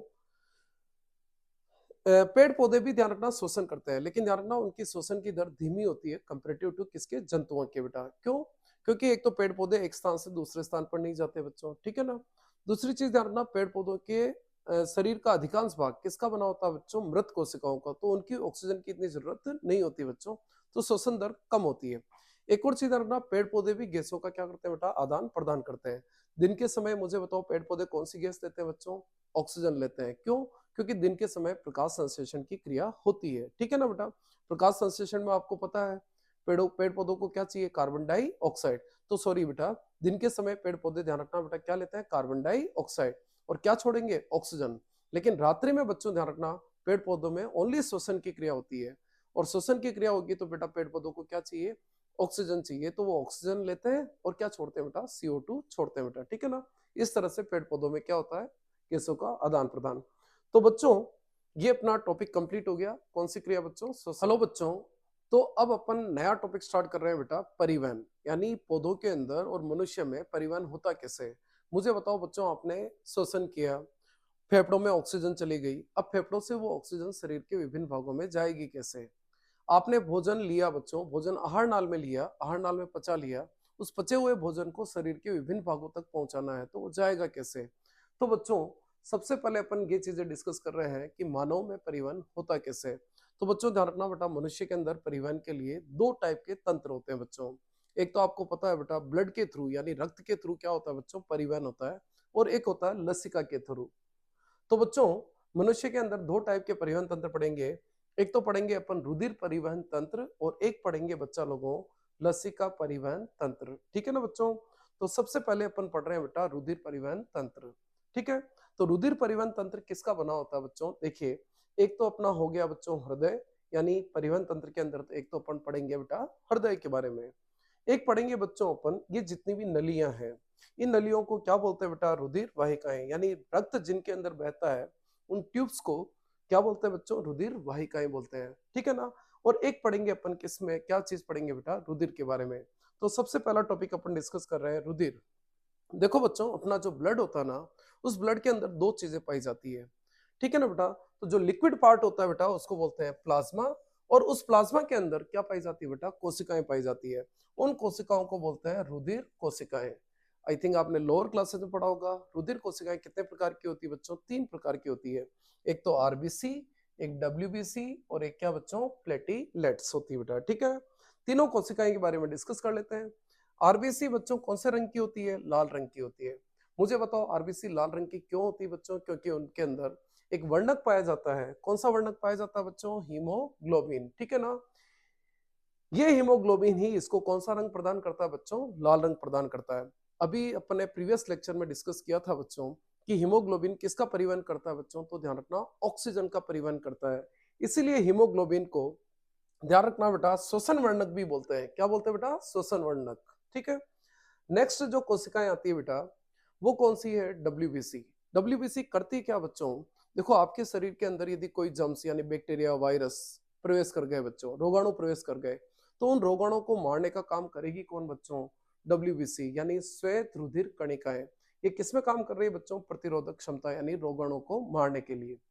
नेक्स्ट प्लेटिलेट्स, बड़ा इंपॉर्टेंट रोल है बच्चों प्लेटिलेट्स का, एग्जाम में क्वेश्चन बन सकता है। यदि मान लीजिए, इमेजिन करो मेरे यहाँ पर कट लग गया, तो ब्लड निकल रहेगा बच्चों। मुझे बताओ, अपने शरीर से लगातार ब्लड निकलता जाएगा क्या? नहीं निकलेगा बच्चों। यदि ब्लड निकलता गया बच्चों, तो अपना जो पंपिंग सिस्टम है उसकी एफिशिएंसी क्या हो जाएगी? कम हो जाएगी। तो ऐसा ना हो उसके लिए क्या होता है बच्चों? ये जो प्लेटिलेट्स है, जहां पर घाव हो गया बच्चों, जहां से रक्त निकल रहा है, उस घाव को बंद कर दिया जाता है। क्या बना करके बच्चों? थक्का बना करके। क्या बना करके बच्चों? रुधिर का थक्का बनाता है। तो ध्यान रखना बच्चों, ये जो प्लेटिलेट्स होती है, जहां पर घाव हो जाता है वहां पर रुधिर का क्या बना देती है? थक्का बना देती है, ताकि शरीर से ब्लड का क्या नहीं हो बच्चों? लॉस नहीं हो। नहीं तो रुधिर की बहुत सारी क्या हो जाएगी बच्चों? हानि हो जाएगी। रुधिर के बाद देखिए बच्चों, नेक्स्ट टॉपिक अपन डिस्कस कर रहे हैं रुधिर वाहिकाएं। ठीक है ना? जिनके अंदर रुधिर बहता है बेटा उनको बोलते हैं रुधिर वाहिकाएं। तो रुधिर वाहिकाएं कितने प्रकार की होती है वो समझिए बच्चों। ये अपना क्या हो गया बच्चों? हृदय। जो हृदय से अंगों तक, मान लीजिए यहाँ पर अंग है बच्चों, हृदय से जो रक्त ले जाती है बेटा, उसको हमेशा ध्यान रखना बच्चों क्या बोलते हैं? धमनी। क्या बोलते हैं बेटा? धमनी। यानी ऐसी रुधिर वाहिकाएं जो रक्त को हृदय से अंगों तक ले जाती है उसको क्या बोलते हैं? धमनी। जो अंगों से वापस लेके आती है बच्चों उसको अपन क्या बोलते हैं बेटा? सीरा बोलते हैं। ठीक है ना? तो दो प्रकार की रुधिर वाहिकाएं हो गई, एक तो धमनी हो गई और एक क्या हो गई बेटा? सिराएं हो गई। अंगों के अंदर क्या होता है बच्चों? ये धमनी अंगों के अंदर जाकर के छोटी छोटी रुधिर वाहिकाओं में विभाजित हो जाती है। इन छोटी छोटी रुधिर वाहिकाओं को क्या बोलते हैं बच्चों? ध्यान रखना, इनको बोलते हैं केशिकाएं। क्या बोलते हैं बेटा? केशिकाएं। इसका मतलब ये हुआ कि रुधिर वाहिकाएं कितने प्रकार की हो गई? तीन प्रकार की हो गई। जो हृदय से रक्त को ले जाती है वो धमनी, जो अंगों से वापस हृदय में लेके आती है उनको क्या बोलते हैं बेटा? सिरा बोलते हैं। और ध्यान रखना बच्चों, जो धमनी और सिरा को जोड़ती है छोटी छोटी वाहिकाएं अंगों के अंदर पाई जाती है उनको अपन क्या बोलते हैं बेटा? केशिकाएं बोलते हैं। तो रुधिर वाहिकाएं कुल मिला के कितने प्रकार की हो गई बच्चों? तीन प्रकार की हो गई, धमनी, सिरा और क्या बेटा? केशिकाएं हो गई बेटा। ठीक है, अब अपन सबसे पहले वेरी इंपॉर्टेंट ये क्वेश्चन बनता रहता है, अच्छी तरह से तैयार कर लेना बच्चों। धमनी और शिरा में क्या अंतर है? देखो बच्चों, एक अंतर तो पहले ही पढ़ा दिया कि ये रक्त को हृदय से कहाँ ले जाती है बच्चों? अंगों तक। ये जो शिराएं होती है बच्चों, वो अंगों से वापस कहाँ लेके आएगी बेटा? हृदय तक रक्त लेके आ जाती है बेटा, ठीक है ना। नेक्स्ट मुझे बताओ, हृदय का काम क्या बच्चों? हृदय क्या करता है बेटा? रुधिर को पंप करता है, ठीक है ना बेटा, दाब लगा करके पंप करता है। तो इसका मतलब ये हुआ कि बच्चों धमनियों के अंदर जो रक्त बहेगा वो अधिक दाब से बहता है।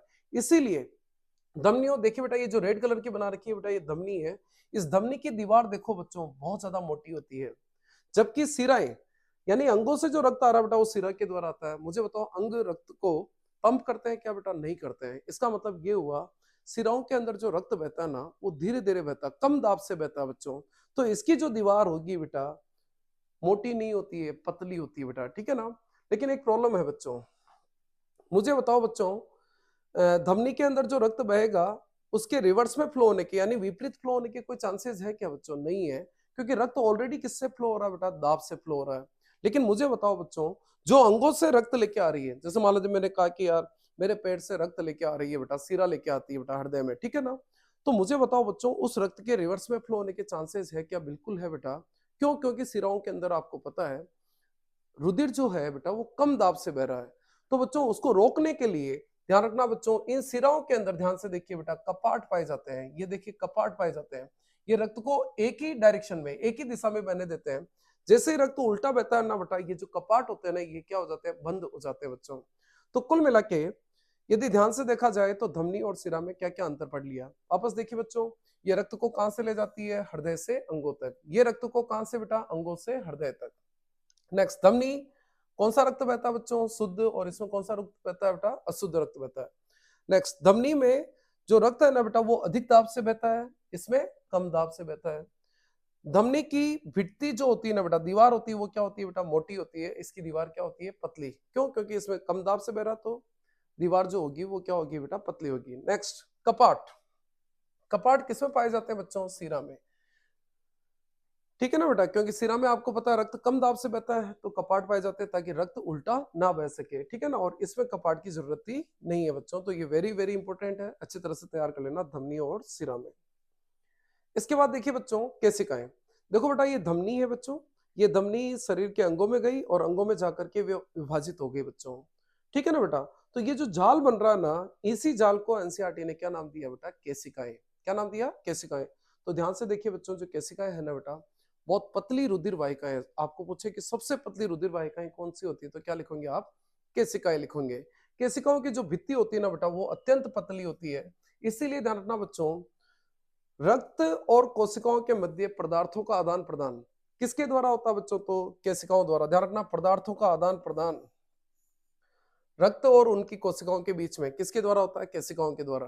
ध्यान रखना बच्चों, पदार्थों का आदान प्रदान न तो धमनी करती है न सिरा करती है। क्यों? क्योंकि इनकी दीवारें इसकी तुलना में क्या होती है बच्चों? मोटी होती है, ठीक है ना। लेकिन केशिकाओं की जो भित्तियां होती है बेटा, बहुत ज्यादा क्या होती है बेटा? पतली होती है। इसीलिए पदार्थों का आदान प्रदान रुधिर और कोशिकाओं के बीच में किसके द्वारा होता है बेटा? केशिकाओं के द्वारा होता है। अब सबसे इंपॉर्टेंट टॉपिक है बेटा हृदय, और अच्छी तरह से याद करके जाना बच्चों। हृदय कहाँ पाया जाता है बच्चों? जैसे ये आपका वक्ष है बेटा, वक्ष गुहा के अंदर हृदय पाया जाता है, दोनों फेफड़ों के बीच में। इसका आकार कितना सा बड़ा होता है बेटा? जितनी आपकी मुट्ठी है ना, मुट्ठी जितना सा आकार होता है बेटा, ठीक है ना। अब हृदय का काम क्या बच्चों? ओनली रक्त को क्या करता है बच्चों? ये पंप करता है, रुधिर को पंप करने का काम करता है। यदि हृदय में आपने पढ़ा हो थोड़ा बहुत बेटा, हृदय में कितने कक्ष होते हैं बच्चों? हृदय में ध्यान रखना बेटा, 4 कक्ष पाए जाते हैं, ठीक है ना बेटा। यानी कहने का मतलब, हृदय, सिंपल सा मैं एक प्रोजेक्ट डायग्राम बना रहा हूँ बच्चों। हृदय में कितने कक्ष होते हैं बेटा? 4 कक्ष होते हैं। ऊपर वाले जो कक्ष होते हैं ना बेटा, इन कक्षों को बोलते हैं आलिंद। क्या बोलते हैं बेटा इन कक्षों को? आलिंद। ये अपना बायां आलिंद और ये दायां आलिंद हो गया। नीचे वाले जो कक्ष होते हैं ना बेटा, इनको क्या बोलते हैं बच्चों? निलय बोलते हैं। नेक्स्ट डायग्राम देखिए बच्चों, ये डायग्राम देखिए आप, ठीक है ना। ये अपना हृदय है बच्चों। इस हृदय में कितने कक्ष बताए मैंने? 4 कक्ष बताए। देखिए ये मान लीजिए कक्ष, ठीक है ना। ये भी दूसरा कक्ष, ये तीसरा कक्ष और ये चौथा कक्ष। टोटल कितने कक्ष होते हैं बच्चों? 4 कक्ष होते हैं। ऊपर वाले जो कक्ष है ना बेटा, इनको क्या बोलते हैं बच्चों? आलिंद बोलते हैं। क्या बोलते हैं बेटा? आलिंद। नीचे वाले कक्ष जो दोनों है बेटा, इनको क्या बोलते हैं बच्चों? निलय बोलते हैं बेटा। क्या बोलते हैं? निलय। अब एक चीज ध्यान रखना बच्चों, इधर आपका राइट हैंड है बच्चों, ठीक है ना, राइट की तरफ आपको लिखना लेफ्ट, यानी इधर लिखोगे बायां अलिंद बायां निलय, उल्टा लिखना बच्चों है ना, राइट की तरफ आपको लेफ्ट लिखना है, यानी बायां अलिंद बायां निलय। और इधर क्या लिखोगे बेटा, दायां अलिंद और दायां निलय। एक चीज ध्यान से देखिए बेटा, ये जो हृदय है ना बेटा, इस हृदय के बीचों बीच देखिए बेटा एक दीवार है, ठीक है ना बेटा, यानी एक विभाजिका होती है। इस विभाजिका से क्या फायदा है बच्चों, इधर का जो रक्त है बेटा, यानी इधर की तरफ ध्यान रखना बेटा, शुद्ध रक्त बहता है बेटा, यानी ऑक्सीजन युक्त रक्त बहता है, और इधर बहता अशुद्ध रक्त, यानी वी ऑक्सीजनित रक्त बहता है, जिसमें ऑक्सीजन की मात्रा क्या है, कम है। इस विभाजिका के होने के कारण इधर का रक्त और इधर का रक्त, यानी लेफ्ट साइड में और राइट साइड में जो ब्लड फ्लो हो रहा है वो आपस में क्या नहीं होगा बेटा, मिक्स नहीं होगा बच्चों, ठीक है ना। तो विभाजिका का एक ही काम है, शुद्ध और अशुद्ध रक्त को क्या नहीं होने देती बेटा, मिश्रित नहीं होने देती बच्चों, ठीक है। अब ध्यान से देखिए बच्चों, ये जो बायां अलिंद है ना, इस बायां अलिंद में कौन आ रही बच्चों, फुफ्फुस सिरा आ रही बेटा, ठीक है ना। और अब यदि मान लीजिए इसका अपन सर्कुलेशन डिस्कस करें कि यार रक्त कैसे क्या फ्लो होता है, वो समझिए बच्चों आप लोग, वेरी इंपॉर्टेंट है बेटा। सबसे पहले अपन ऐसा करते हैं बच्चों, बायां अलिंद लेते हैं, ठीक है ना बेटा। ये जो बायां अलिंद है बेटा, ये बायां अलिंद रक्त प्राप्त करता कहां से, फेफड़ों से। ध्यान रखना बच्चों, आपका जो बायां अलिंद है ना बेटा, वो रक्त कहां से प्राप्त कर रहा है बच्चों, फेफड़ों से प्राप्त करता है, ठीक है। मुझे बताओ, फेफड़ों से जो रक्त लेके आएगी वो धमनी आएगी या सिरा आएगी। देखो बच्चों, जो रक्त लेके आती है उसको क्या बोलते हैं, सिरा। तो ध्यान से देखिए बच्चों, यहाँ पर क्या लेबलिंग दे रखी है, फुफ्फुसीय सिरा। इस फुफ्फुसीय सिरा द्वारा, ध्यान रखना बेटा, फेफड़ों से रक्त आता है बच्चों। मुझे बताओ, फेफड़ों से जो आता है रक्त बेटा, वो क्या आता है बेटा, शुद्ध आता है, यानी ऑक्सीजन युक्त आएगा। अब क्या होता है बच्चों, ये बायां अलिंद रक्त प्राप्त कर लेता है। अब ये बायां अलिंद जो होता है, इसमें तो होता है संकुचन, और इसमें क्या होता है बच्चों, ये होते हैं फैलते हैं, यानी बायां अलिंद में तो होगा संकुचन और बायां जो निलय होगा ये फैलेगा। अब मुझे बताओ, इसमें संकुचन हो रहा है और ये फैल रहा है, तो ये जो रक्त है ना बेटा, ये रक्त बाएं अलिंद से कहा जाता है बच्चों, बाएं निलय में आ जाता है बेटा, ठीक है ना। अब क्या होगा, ये जो बाएं निलय है, अब ये संकुचित होना प्रारंभ होता है। अब संकुचित होना प्रारंभ होता है बेटा, तो ध्यान रखना, ये रक्त यहां से निकल करके, ध्यान से देखिए बच्चों, ये रक्त यहां से जा रहा है, ये जा रहा है, देखिए आप, ये महाधमनी से जाता है, और महाधमनी से जाते हुए पूरे शरीर को ये रक्त क्या करता है बेटा, वितरित करता है। अब आपका शरीर क्या करेगा, इस ऑक्सीजन का उपयोग करेगा और क्या डाल देगा, कार्बन डाइऑक्साइड। उस सारी कार्बन डाइऑक्साइड वाले रक्त को, यानी अशुद्ध रक्त को कौन इकट्ठा करके लाती है बच्चों, महाशिरा। देखिए आप, ठीक है ना, ये जो महाशिराएं है बेटा, दो महाशिराएं हैं, ध्यान रखना बच्चों, ये ऊपरी भाग से लेके आ रही है रक्त को, और ये नीचे वाले भाग से रक्त को लेके आ रही है। और कौन से भाग में लेके आती है बच्चों, दाएं अलिंद में, ठीक है ना। तो ध्यान रखना, बाएं अलिंद में तो रक्त कहां से आता है, फेफड़ों से आता है। दाएं अलिंद में रक्त कहां से आता है, शरीर के अन्य अंगों से आता है। तो ये जो रक्त आ रहा है बेटा, ये कार्बन डाइऑक्साइड युक्त है, यानी अशुद्ध रक्त है बेटा, ठीक है ना। अब इसको अपने को शुद्ध करना है तो फेफड़ों में भेजना पड़ेगा। सबसे पहले क्या होगा बच्चों, ये दायां अलिंद संकुचित होता है और ये दायां निलय विकुंचित होता है। तो ये जो रक्त है ना बेटा, दाएं अलिंद से कहां चला जाता है, दाएं निलय में चला जाता है बेटा, ठीक है ना। अब ये दायां निलय क्या होगा बच्चों, संकुचित होगा, और यहां से ये रक्त निकल करके फुफ्फुसीय धमनी की सहायता से कहां चला जाता है बेटा, फेफड़ों में। ये देखिए फुफ्फुसीय धमनियां दे रखी है, फुफ्फुसीय धमनी की सहायता से कहां चला जाता है बेटा, फेफड़ों में चला जाता है। फेफड़े क्या करेंगे बच्चों, कार्बन डाइऑक्साइड को ले लेंगे और वापस क्या डाल देंगे बेटा, ऑक्सीजन, यानी वहां पर गैसों का वापस क्या हो जाएगा, आदान प्रदान। और जो अशुद्ध रक्त है वो धीरे धीरे क्या हो जाता है बच्चों, शुद्ध हो जाता है। तो ये मैंने थ्योरी पूरी लेफ्ट साइड में दे रखी है बच्चों, प्लीज आप इसको वॉच करिएगा। इसका आगे का पार्ट भी मैंने अभी जो एक्सप्लेन किया वो पूरा का पूरा यहाँ दे रखा है, उसको भी आप देख लीजिएगा। इसको मैंने एक बार और एक फ्लो चार्ट बनाया सिंपल सा, ये आप याद कर लीजिए बेटा, पूरा एक्सप्लेन कर हो जाएगा। देखो बच्चों, बहुत सिंपल सा तरीका, इधर देखिए।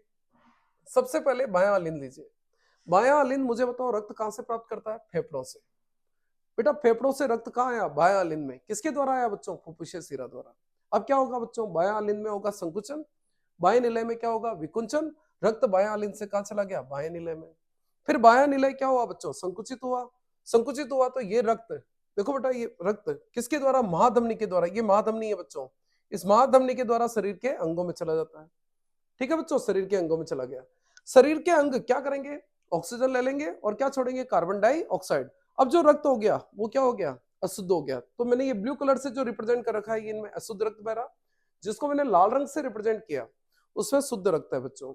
तो बेटा ये शरीर के अंगों से ये रक्त कौन इकट्ठा कर लेती बच्चों, महाशिरा। ये महाशिरा बच्चों ये महाशिरा इस रक्त को कहाँ लेके आ जाती है बच्चों, दाएं आलिंद में, ठीक है ना, ये दाएं आलिंद है। दाएं आलिंद से कहाँ चला जाता है बेटा ये रक्त, दाएं नीलय में चला जाता है। दाएं नीलय से ये रक्त, ध्यान से देखिए बच्चों, ये देखिए बेटा फुफ्फुसीय धमनी द्वारा, फुफ्फुसीय धमनी द्वारा वापस कहाँ चला गया बच्चों, फेफड़ों में, ये फेफड़ों में चला गया, ठीक है ना। तो इस तरह से ब्लड का क्या होता है बच्चों, फ्लो होता है, ये अच्छी तरह से तैयार कर लेना। अब मुझे बताओ बच्चों, इस हार्ट के अंदर यानी हृदय के अंदर रक्त कितनी बार आ रहा है बच्चों, तो 2 बार आ रहा है, ध्यान से देखिए। एक बार ऑक्सीजन युक्त रक्त आ रहा है और एक बार क्या बच्चों, ऑक्सीजन रहित यानी कार्बन डाइऑक्साइड युक्त रक्त आ रहा है। यानी एक बार शुद्ध आ रहा है और एक बार क्या बेटा, अशुद्ध आ रहा है। यानी कितनी बार रक्त आया बच्चों, 2 बार आया।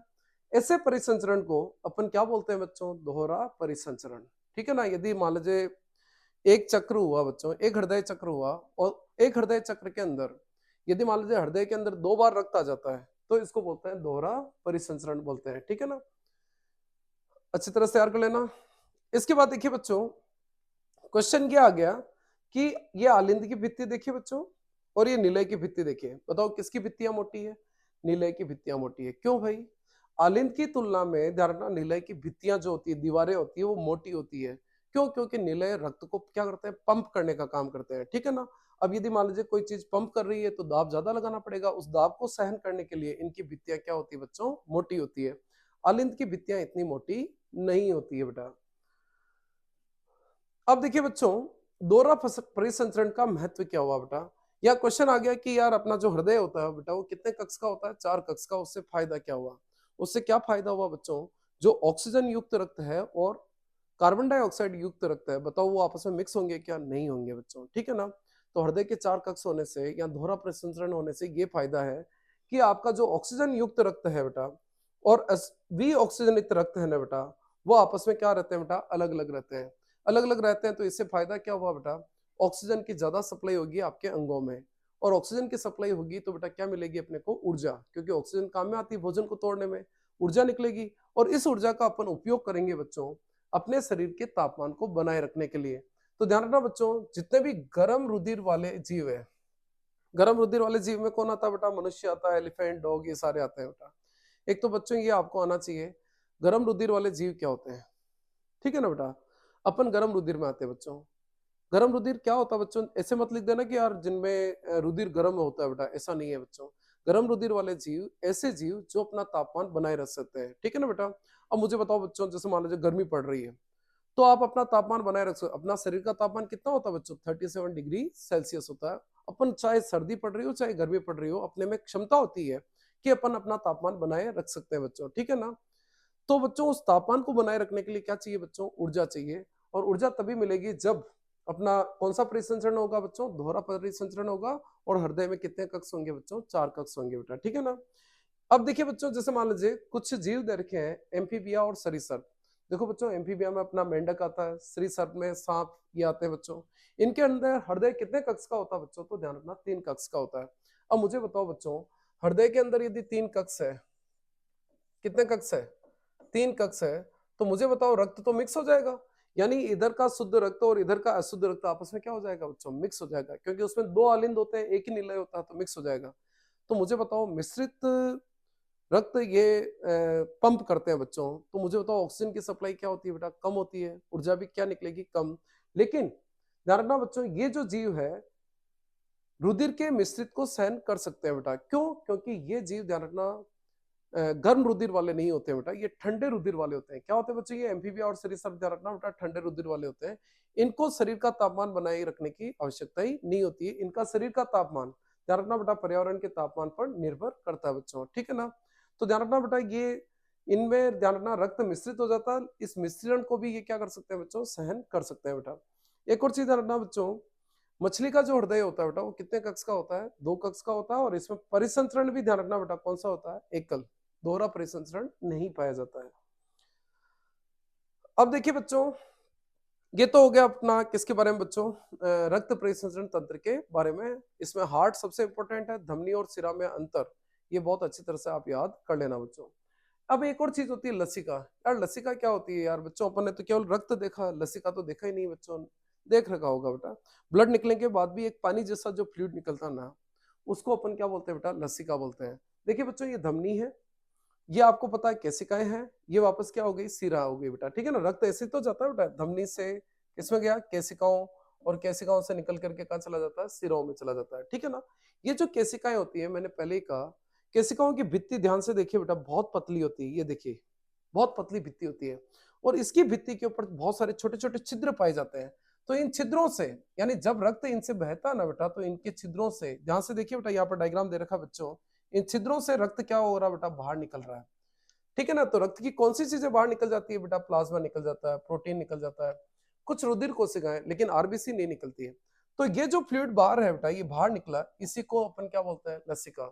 इसका मतलब क्या हुआ बच्चों, लसिका का निर्माण किससे हुआ बच्चों, ब्लड से ही लसिका का क्या हुआ, निर्माण हुआ, ठीक है ना। लेकिन ये लसिका जो है, ये ब्लड की तरह लाल रंग की नहीं होती है, क्यों, क्योंकि इसके अंदर आरबीसी नहीं आती है, और आरबीसी नहीं आएगी तो हीमोग्लोबिन नहीं आएगा, और हीमोग्लोबिन नहीं आएगा तो इसका कलर लाल नहीं होता बच्चों, ये रंगहीन होता है बेटा, ठीक है ना। लसिका, ठीक है ना बच्चों। तो इस तरह से ये लसिका का क्या हो गया, निर्माण हो गया। अब ये जो लसिका है ना बेटा, ये बाहर आ जाती है। अब क्वेश्चन ये है कि ये बाहर आकर के जाएगी कहां पर बच्चों, तो ध्यान रखना बच्चों, यहाँ पर छोटी छोटी केसिकाएं होती है बच्चों, उनको बोलते हैं लसिका केसिकाएं। क्या बोलते हैं बेटा, लसिका केसिकाएं। तो ये जो लसिका है ना बच्चों, ये इन केसिकाओं में चला जाता है, ठीक है ना। ये केसिकाएं वापस जुड़ जाएगी बच्चों, और क्या बनाएगी, लसिका वाहिका। तो ये होती है लसिका वाहिका, और ये लसिका वाहिका वापस, ध्यान रखना बच्चों, किसमें खुल जाती है बच्चों, सिरा के अंदर, वापस बड़ी सिरा के अंदर खुल जाती है। कुल मिला के यहाँ से ये फ्लूइड बाहर निकला, और ये फ्लूइड वापस लसिका वाहिकाओं द्वारा वापस कहाँ चला गया बेटा, सिरा में चला जाता है। तो क्वेश्चन ये है कि ये लसिका का कार्य क्या है बेटा, ये क्यों बाहर निकला, इसका इंपॉर्टेंस क्या है बच्चों। तो लसिका के एनसीईआरटी ने 2 कार्य दे रखे बच्चों।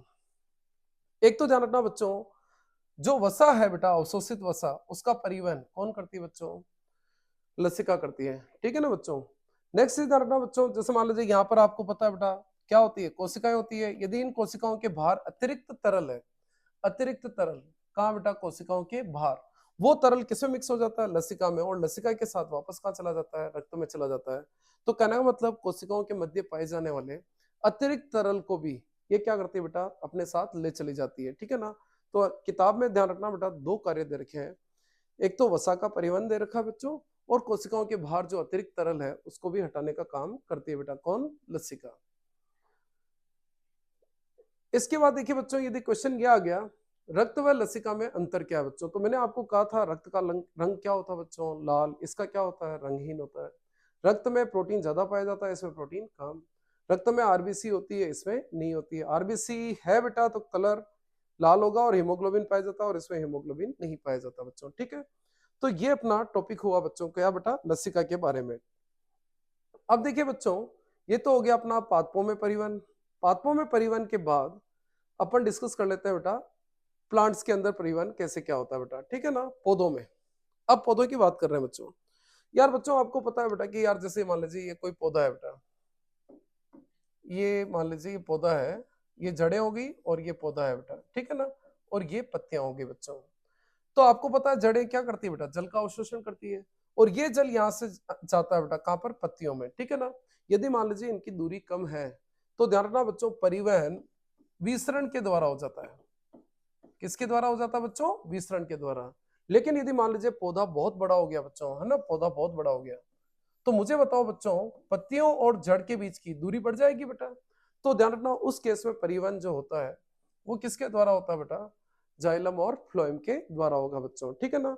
अब देखिए बच्चों, जाइलम के द्वारा किसका परिवहन होता है, तो बच्चों ध्यान रखना, जल व खनिज लवणों का। ध्यान रखना, क्वेश्चन आ सकता है, जाइलम किसका परिवहन करता है बच्चों, जाइलम, ध्यान रखना बच्चों, जाइलम परिवहन करता है किसका, जल व खनिज लवणों का।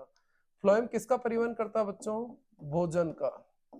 तो याद करने का सिंपल सा तरीका, जाइलम में क्या आ रहा है बच्चों, जय आ रहा है, जैसे क्या याद रखोगे, जल। तो जाइलम ध्यान रखना जल का परिवहन करता है, और फ्लोएम फूड का यानी भोजन का परिवहन करता है बच्चों, ठीक है। तो सबसे पहले अपन जल व खनिज लवणों का क्या पढ़ रहे हैं बेटा, परिवहन, कि यार पेड़ पौधों में जल और खनिज लवणों का परिवहन होता कैसे है। देखिए बच्चों, ये एक पेड़ दे रखा है, यहाँ पर नीचे जड़ें हैं बच्चों, ये तना है, और ये क्या बच्चों, पत्तियां हैं बेटा, ठीक है ना। तो ये जड़ का मैंने सेक्शन काट करके यहाँ पर दे दिया। तो बच्चों यहाँ पर देखिए बेटा, ये जड़ की कोशिकाएं होती है, क्या होती है बच्चों, ये कोशिकाएं होती है, ठीक है ना। ये कोशिकाएं क्या करती है बच्चों, सबसे पहले मिट्टी से किसका अवशोषण करती है बेटा, खनिज पदार्थों का, उसके बाद ये ध्यान रखना बेटा, किसका बेटा, जल का अवशोषण करती है। जल का अवशोषण किस क्रिया द्वारा किया जाता है, परासरण की क्रिया द्वारा। वापस समझिए बच्चों, ये जो जड़ें हैं, ये जड़ें मिट्टी से पहले किसका अवशोषण करेगी बेटा, खनिज लवणों का। उसके बाद परासरण की क्रिया द्वारा ध्यान रखना ये किसका अवशोषण कर लेती है, जल का अवशोषण कर लेती है, ठीक है ना बेटा। अब ये जो जल है ना बेटा, ये जड़ की कोशिकाओं से होता हुआ कहां पर पहुंच जाता है, जड़ के जाइलम में।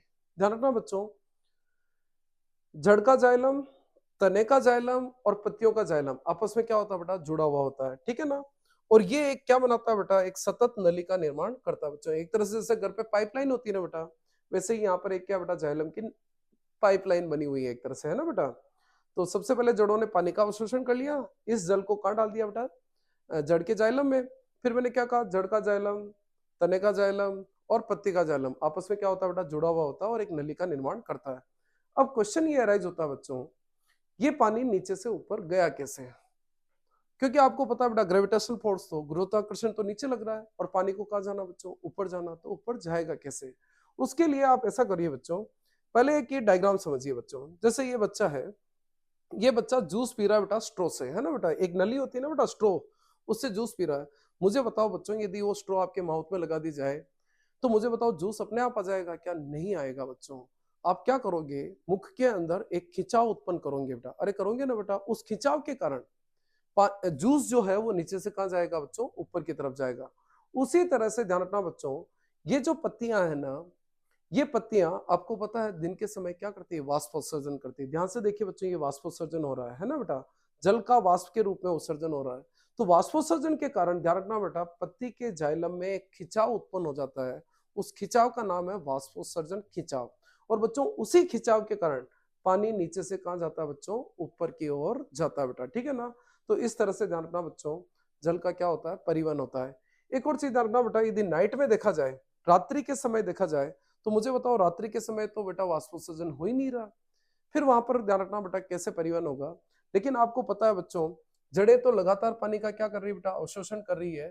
तो मुझे बताओ यहाँ पर जल की मात्रा क्या हो गई बेटा, बढ़ गई, और एक दाब उत्पन्न हो जाता है बच्चों, ठीक है ना। उस दाब को बोलते हैं बेटा मूल दाब, यानी पानी की मात्रा बढ़ने से यहाँ पर एक दाब उत्पन्न हो गया, और उस दाब के कारण पानी धीरे धीरे नीचे से कहाँ जाने लग जाता है, ऊपर जाने लग जाता है बेटा, ठीक है ना। तो इस तरह से होता है बेटा। आई थिंक मेरे हिसाब से समझ में आ गया होगा। देखो सबसे पहले क्या होगा, ये जो जड़ें है ना, ये खनिज लवण अवशोषित करेगी, फिर जल का अवशोषण करेगी परासरण के द्वारा। फिर मैंने कहा कि ये जल कहाँ चला जाता है, जड़ के जाइलम में। फिर मैंने कहा जड़, तना और पत्ती का जाइलम आपस में जुड़ा रहता है और एक सतत नली बनाता है।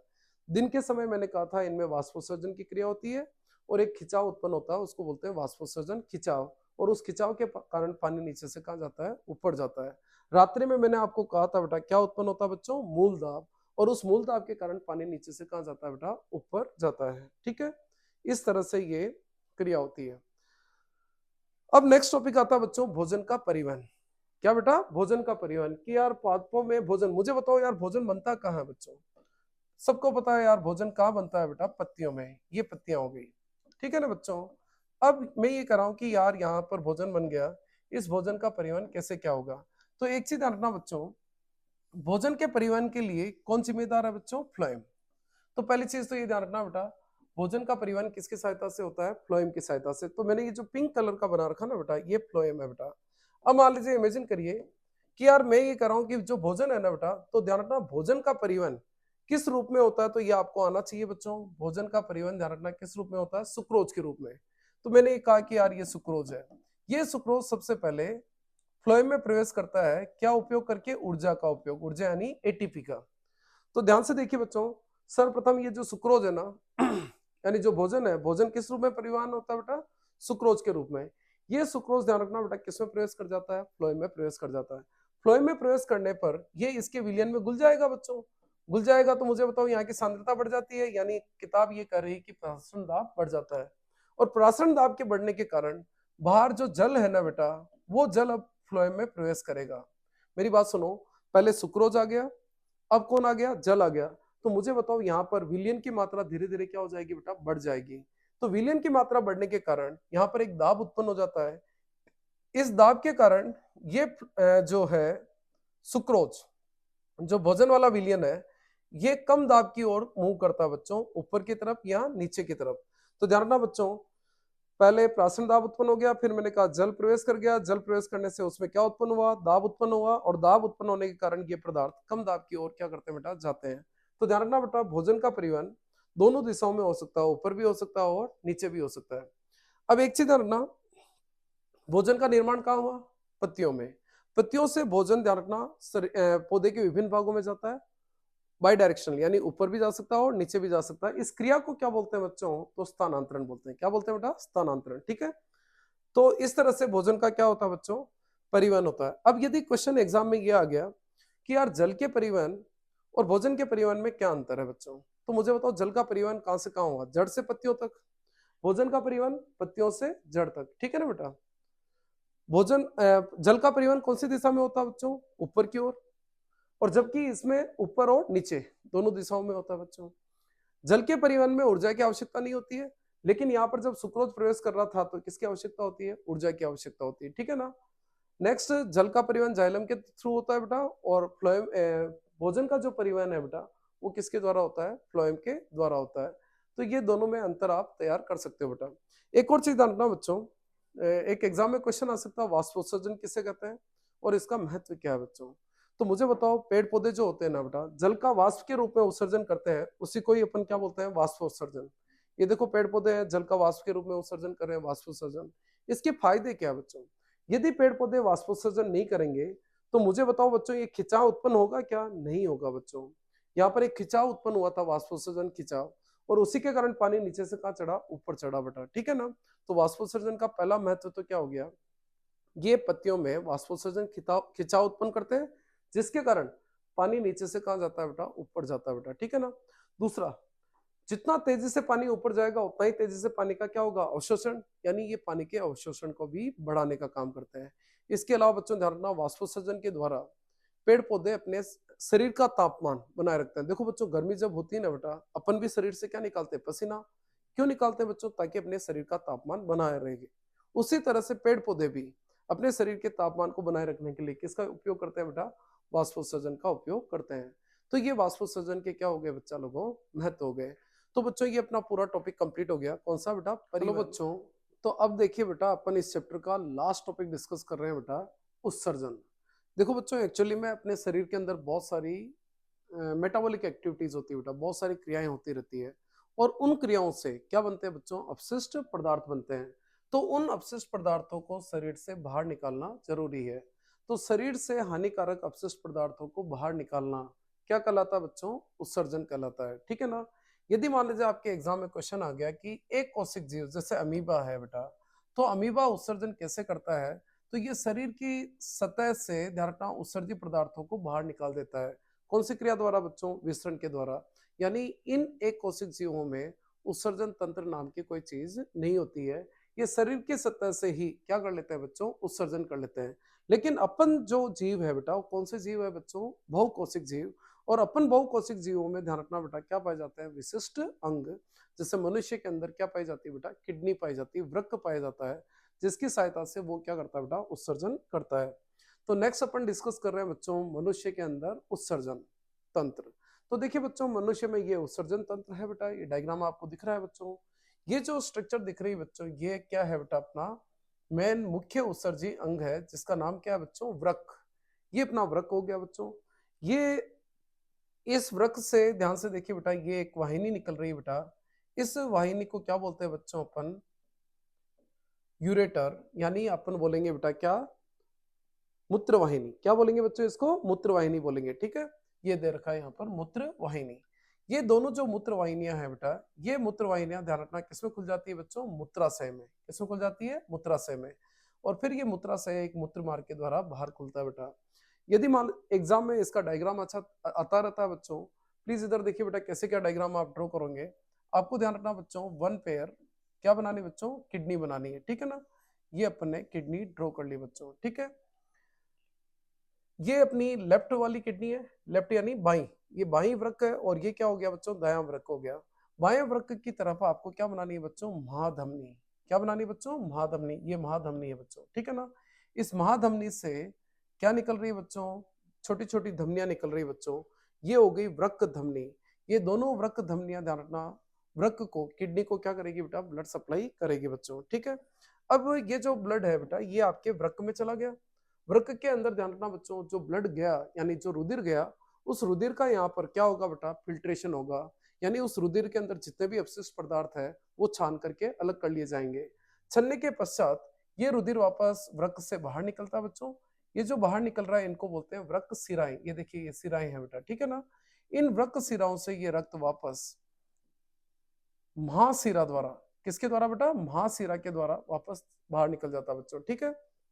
अब देखिए बच्चों, ये जो वृक्क है ना बेटा, इस वृक्क से एक नली निकल रही है बेटा, ठीक है ना बेटा। इस नली को अपन ने क्या नाम दिया था बच्चों, मूत्र वाहिनी। और ये दोनों मूत्र वाहिनियां, ध्यान रखना, किसके अंदर खुल जाती है बच्चों, मूत्राशय में। ये मूत्राशय और ये हो गया बच्चों मूत्र मार्ग। तो इस तरह से आपको डायग्राम को क्या करना बेटा, ड्रॉ करना। इंपॉर्टेंट डायग्राम है, अच्छी तरह से तैयार कर लेना। अब अपन एक एक चीज डिस्कस करते हैं बच्चों। ध्यान रखना बच्चों, उत्सर्जन जो तंत्र होता है उसमें एक जोड़ी क्या पाए जाते हैं बेटा, वृक्क पाए जाते हैं। वृक्क के अंदर यदि आप देखोगे ना तो ये इस तरह की आपकी किडनी है, इस तरह का वृक्क पाया जाता है बच्चों, ठीक है ना। इस वृक्क के अंदर की तरफ इस तरह की देखिए एक नलिका नुमा एक संरचना पाई जाती है बेटा, इसको बोलते हैं वृक्काणु। वेरी इंपॉर्टेंट है बेटा, क्या बोलते हैं बेटा, वृक्काणु, या इसको अपन इंग्लिश में बोले तो बेटा नेफ्रॉन भी कहते हैं, ठीक है ना। और ध्यान रखना बच्चों, रक्त को छानने का काम यही करती है। तो क्वेश्चन आ गया कि वृक्क की संरचनात्मक और कार्यात्मक इकाई बताओ, तो आप क्या लिखोगे बेटा, वृक्काणु या नेफ्रॉन लिखोगे, ठीक है ना बेटा। यदि इस नेफ्रॉन का स्ट्रक्चर देखा जाए तो देखिए बच्चों, यहाँ पर एक कप लाइक स्ट्रक्चर है। यहाँ पर देखिए बेटा ध्यान से, ये एक कप नुमा संरचना है बच्चों। ये देखिए आप, ये कप नुमा संरचना है ना बेटा, ये कप नुमा संरचना होती है। इस कप नुमा संरचनाओं को अपन बोलते हैं बौमन संपुट। क्या बोलते हैं बच्चों, बौमन संपुट, ठीक है ना। इस बौमन संपुट के आगे ये पूरी की पूरी एक नलिका नुमा संरचना निकल रही है बेटा, ऐसे नलिका नुमा संरचना निकल रही है, ठीक है ना। फिर ये संरचनाएं फाइनली ओपन हो जाती है किसमें बेटा, संग्राहक वाहिनी में। अब यहाँ पर ध्यान से देखिए बच्चों, वृक्क में आप देखिए बेटा ध्यान से, ये वृक्क के अंदर ये जो लाल रंग की दे रखी है ना बच्चों, ये वृक्क धमनी है। ये धमनी वृक्क के अंदर गई और वृक्क के अंदर जाने के बाद बहुत सारी शाखाओं में विभाजित हो जाती है। और ये शाखाएं जाती है कहाँ पे बेटा, बौमन संपुट में। यानी देखिए बच्चों, ये अपना बौमन संपुट हो गया बेटा, और इसके पीछे ऐसे ये नलीनुमा संरचना होती है बेटा। ये सिंपल सा स्ट्रक्चर ड्रॉ कर रहा हूँ, और फिर आपको एक यू शेप, जैसे ये यू शेप स्ट्रक्चर है ना बेटा, ऐसे ये बनानी है, और फिर वापस नलीनुमा संरचना बना लीजिए, ठीक है। और ये हो गई अपनी संग्राहक वाहिनी, ठीक है ना बेटा। इस तरह का नेफ्रॉन होता है। अब मेरी बात समझिए बच्चों, मैं आपको ये समझाना चाह रहा हूँ कि ये जो वृक्क धमनी है ना, ये वृक्क धमनी की जो शाखा है ये बौमन संपुट में जाती है और यहाँ पर केशिकाओं का जाल बना देती है। किसका जाल बना देती है, केशिकाओं का, यानी विभाजित हो जाती है और केशिकाओं का जाल बना देती है। यहाँ पर जो केशिकाओं का जाल है इसको क्या बोलते हैं बच्चों, कोशिका गुच्छ, नहीं केशिका गुच्छ बोलते हैं। क्या बोलते हैं बेटा इसको, केशिका गुच्छ बोलते हैं बेटा, ठीक है ना। तो एग्जाम में ये आता रहता है केशिका गुच्छ क्या होता है। वृक्क धमनी बौमन संपुट में जाकर के छोटी छोटी केशिकाओं का क्या बना देती है, जाल बना देती है, इसको बोलते हैं केशिका गुच्छ। और बच्चों ध्यान रखना, यहीं पे ही ब्लड का फिल्ट्रेशन होता है, यानी फिल्ट्रेशन यानी निस्यंदन होता है बेटा, ठीक है ना। तो नेक्स्ट स्टेप देखिए बच्चों, मूत्र का निर्माण होता है कैसे। देखिए बेटा ध्यान रखना, ये क्या बनाया बच्चों, बौमन संपुट, ठीक है ना। ये देखो वृक्क धमनीज गई और अंदर यहाँ पर जाल बना दिया बेटा। इस जाल का नाम क्या बताया अभी मैंने, केशिका जाल। यहीं पे ब्लड का क्या होता है बच्चों, फिल्ट्रेशन। तो सबसे पहले ध्यान रखना बच्चों, ब्लड का क्या होगा बेटा, निस्यंदन यानी फिल्ट्रेशन होगा। केशिका गुच्छ में रक्त, ध्यान रखना बेटा, फिल्टर हो जाता है। फिल्टर होने के बाद जो भी चीजें फिल्टर हुई बेटा वो बौमन संपुट में प्रवेश कर जाती है। अब एक चीज ध्यान रखना बेटा, यहाँ पर कौन सी चीजें आती है बेटा, फिल्टर होकर के कौन सी चीजें आती है, निश्चिंत होकर के कौन सी चीजें आती है। तो ध्यान रखना बेटा, यहाँ पर अपशिष्ट पदार्थ आ जाते हैं बेटा, कौन से, यूरिया और यूरिक अम्ल आ जाते हैं बेटा।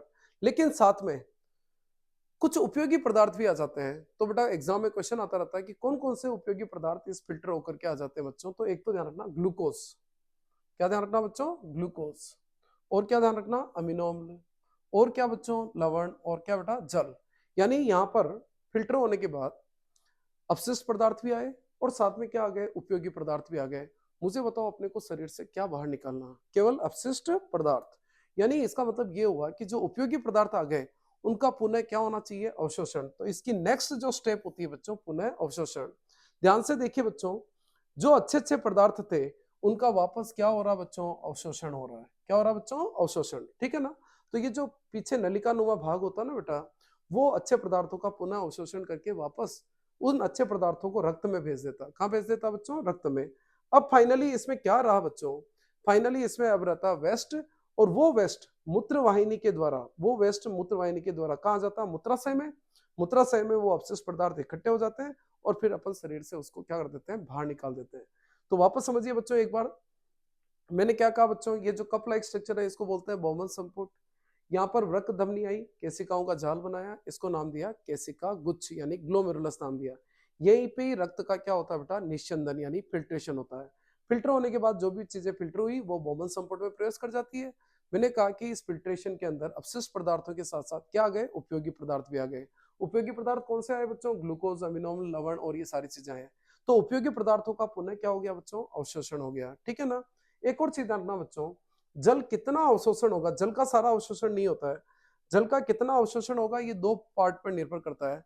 एक तो आपके शरीर में कितना अतिरिक्त जल है। मान लीजिए इमेजिन करो मैंने जल बहुत सारा पी लिया, तो मुझे बताओ पुनः अवशोषण होगा क्या, नहीं होगा बच्चों। हाँ, यदि मेरे शरीर में जल की कमी है तो आपका ये जो नलिका नुमा भाग है ये जल का क्या करेगा, अवशोषण करेगा।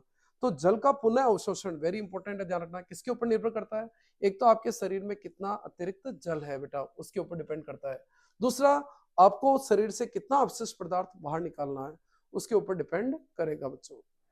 तो बेटा अवशोषण होने के बाद मूत्र बन जाता है, ये मूत्र फिर मूत्रवाहिनी से मूत्राशय में आ जाता है, फिर अपन मूत्र मार्ग से इसको बाहर निकाल देते हैं। तो ये अपना क्या है बेटा, उत्सर्जन तंत्र। अब लास्ट टॉपिक है बेटा इस चैप्टर का, पौधों में उत्सर्जन। यार पौधे भी उत्सर्जन करते हैं क्या, लेकिन ध्यान रखना बेटा, पौधे उत्सर्जन तो करते हैं लेकिन उसमें कोई उत्सर्जी अंग नहीं है बेटा पर्टिकुलर। पौधे अपने विभिन्न भागों से विभिन्न क्रियाओं द्वारा क्या करते हैं बेटा, उत्सर्जन करते हैं। जैसे मान लीजिए पौधों को अतिरिक्त जल निकालना है तो वाष्पोत्सर्जन के द्वारा रंध्रों की सहायता से निकाल लेते हैं। या मान लीजिए देखिए बच्चों, प्रकाश संश्लेषण में ऑक्सीजन जो बनती है वो एक अपशिष्ट पदार्थ है प्रकाश संश्लेषण का, उसको कहां से निकाल देते हैं, रंध्रों से। श्वसन करते हैं, कार्बन डाइऑक्साइड बनती है तो उसको भी कहां से निकालेंगे, रंध्र के द्वारा। पेड़ पौधे ध्यान रखना बच्चों, अपनी आपने पढ़ा होगा बेटा, कोशिका के अंदर क्या पाई जाती है, रिक्तिका। उस रिक्तिका में भी अपशिष्ट पदार्थों को क्या कर लेते हैं बेटा, संग्रह कर लेते हैं। पेड़ पौधे ध्यान रखना जड़ों की सहायता से कुछ अपशिष्ट पदार्थ का मिट्टी में भी निकाल देते हैं बच्चों, ठीक है ना। इसके अलावा बच्चों आपने देखा होगा, जैसे कुछ अपशिष्ट पदार्थ, ये याद कर लेना बच्चों, गोंद और रेजिन हो गया, इनको वो अपने पुराने जाइलम यानी अपने जो पौधे का जो पुराना जाइलम वाला भाग होता है ना बेटा, कभी आपने देखा होगा पौधे का जो बीच वाला भाग होता है बहुत गहरे रंग का पाया जाता है, वो जाइलम है बेटा। उसके अंदर वो क्या संग्रह कर लेते हैं बच्चों, रेजिन और गोंद संग्रह कर लेते हैं। तो कुल मिला के रंध्र के द्वारा, रिक्तिका के द्वारा, मिट्टी के अंदर भी ट्रांसफर कर लेते हैं जाइलम। हाँ, एक और चीज रखना बच्चों, पेड़ पौधे आपको पता है पत्तियों को त्यागते रहते हैं, ठीक है ना। तो पत्तियों को त्यागने से पहले वो अपने अपशिष्ट पदार्थ किसमें संग्रह कर लेते हैं, पत्तियों में, और पत्तियों को अपने शरीर से डिटेच कर देते हैं, हटा देते हैं बेटा, ठीक है ना। तो पत्तियां जैसे ही शरीर से हटेगी उनके साथ उनके अपशिष्ट पदार्थ भी हट जाएंगे, यानी वो पत्तियों की सहायता से भी क्या करते हैं बेटा, उत्सर्जन करते हैं। तो बच्चा लोगों, ये अपना चैप्टर कंप्लीट हो गया। यदि आपको मान लीजिए इनके नोट्स डाउनलोड करने हो बेटा, तो आप टेलीग्राम पे ये वाला चैनल ज्वाइन कर सकते हो, वहां पर आपको इसके नोट्स मिल जाएंगे बेटा। Thank you very much.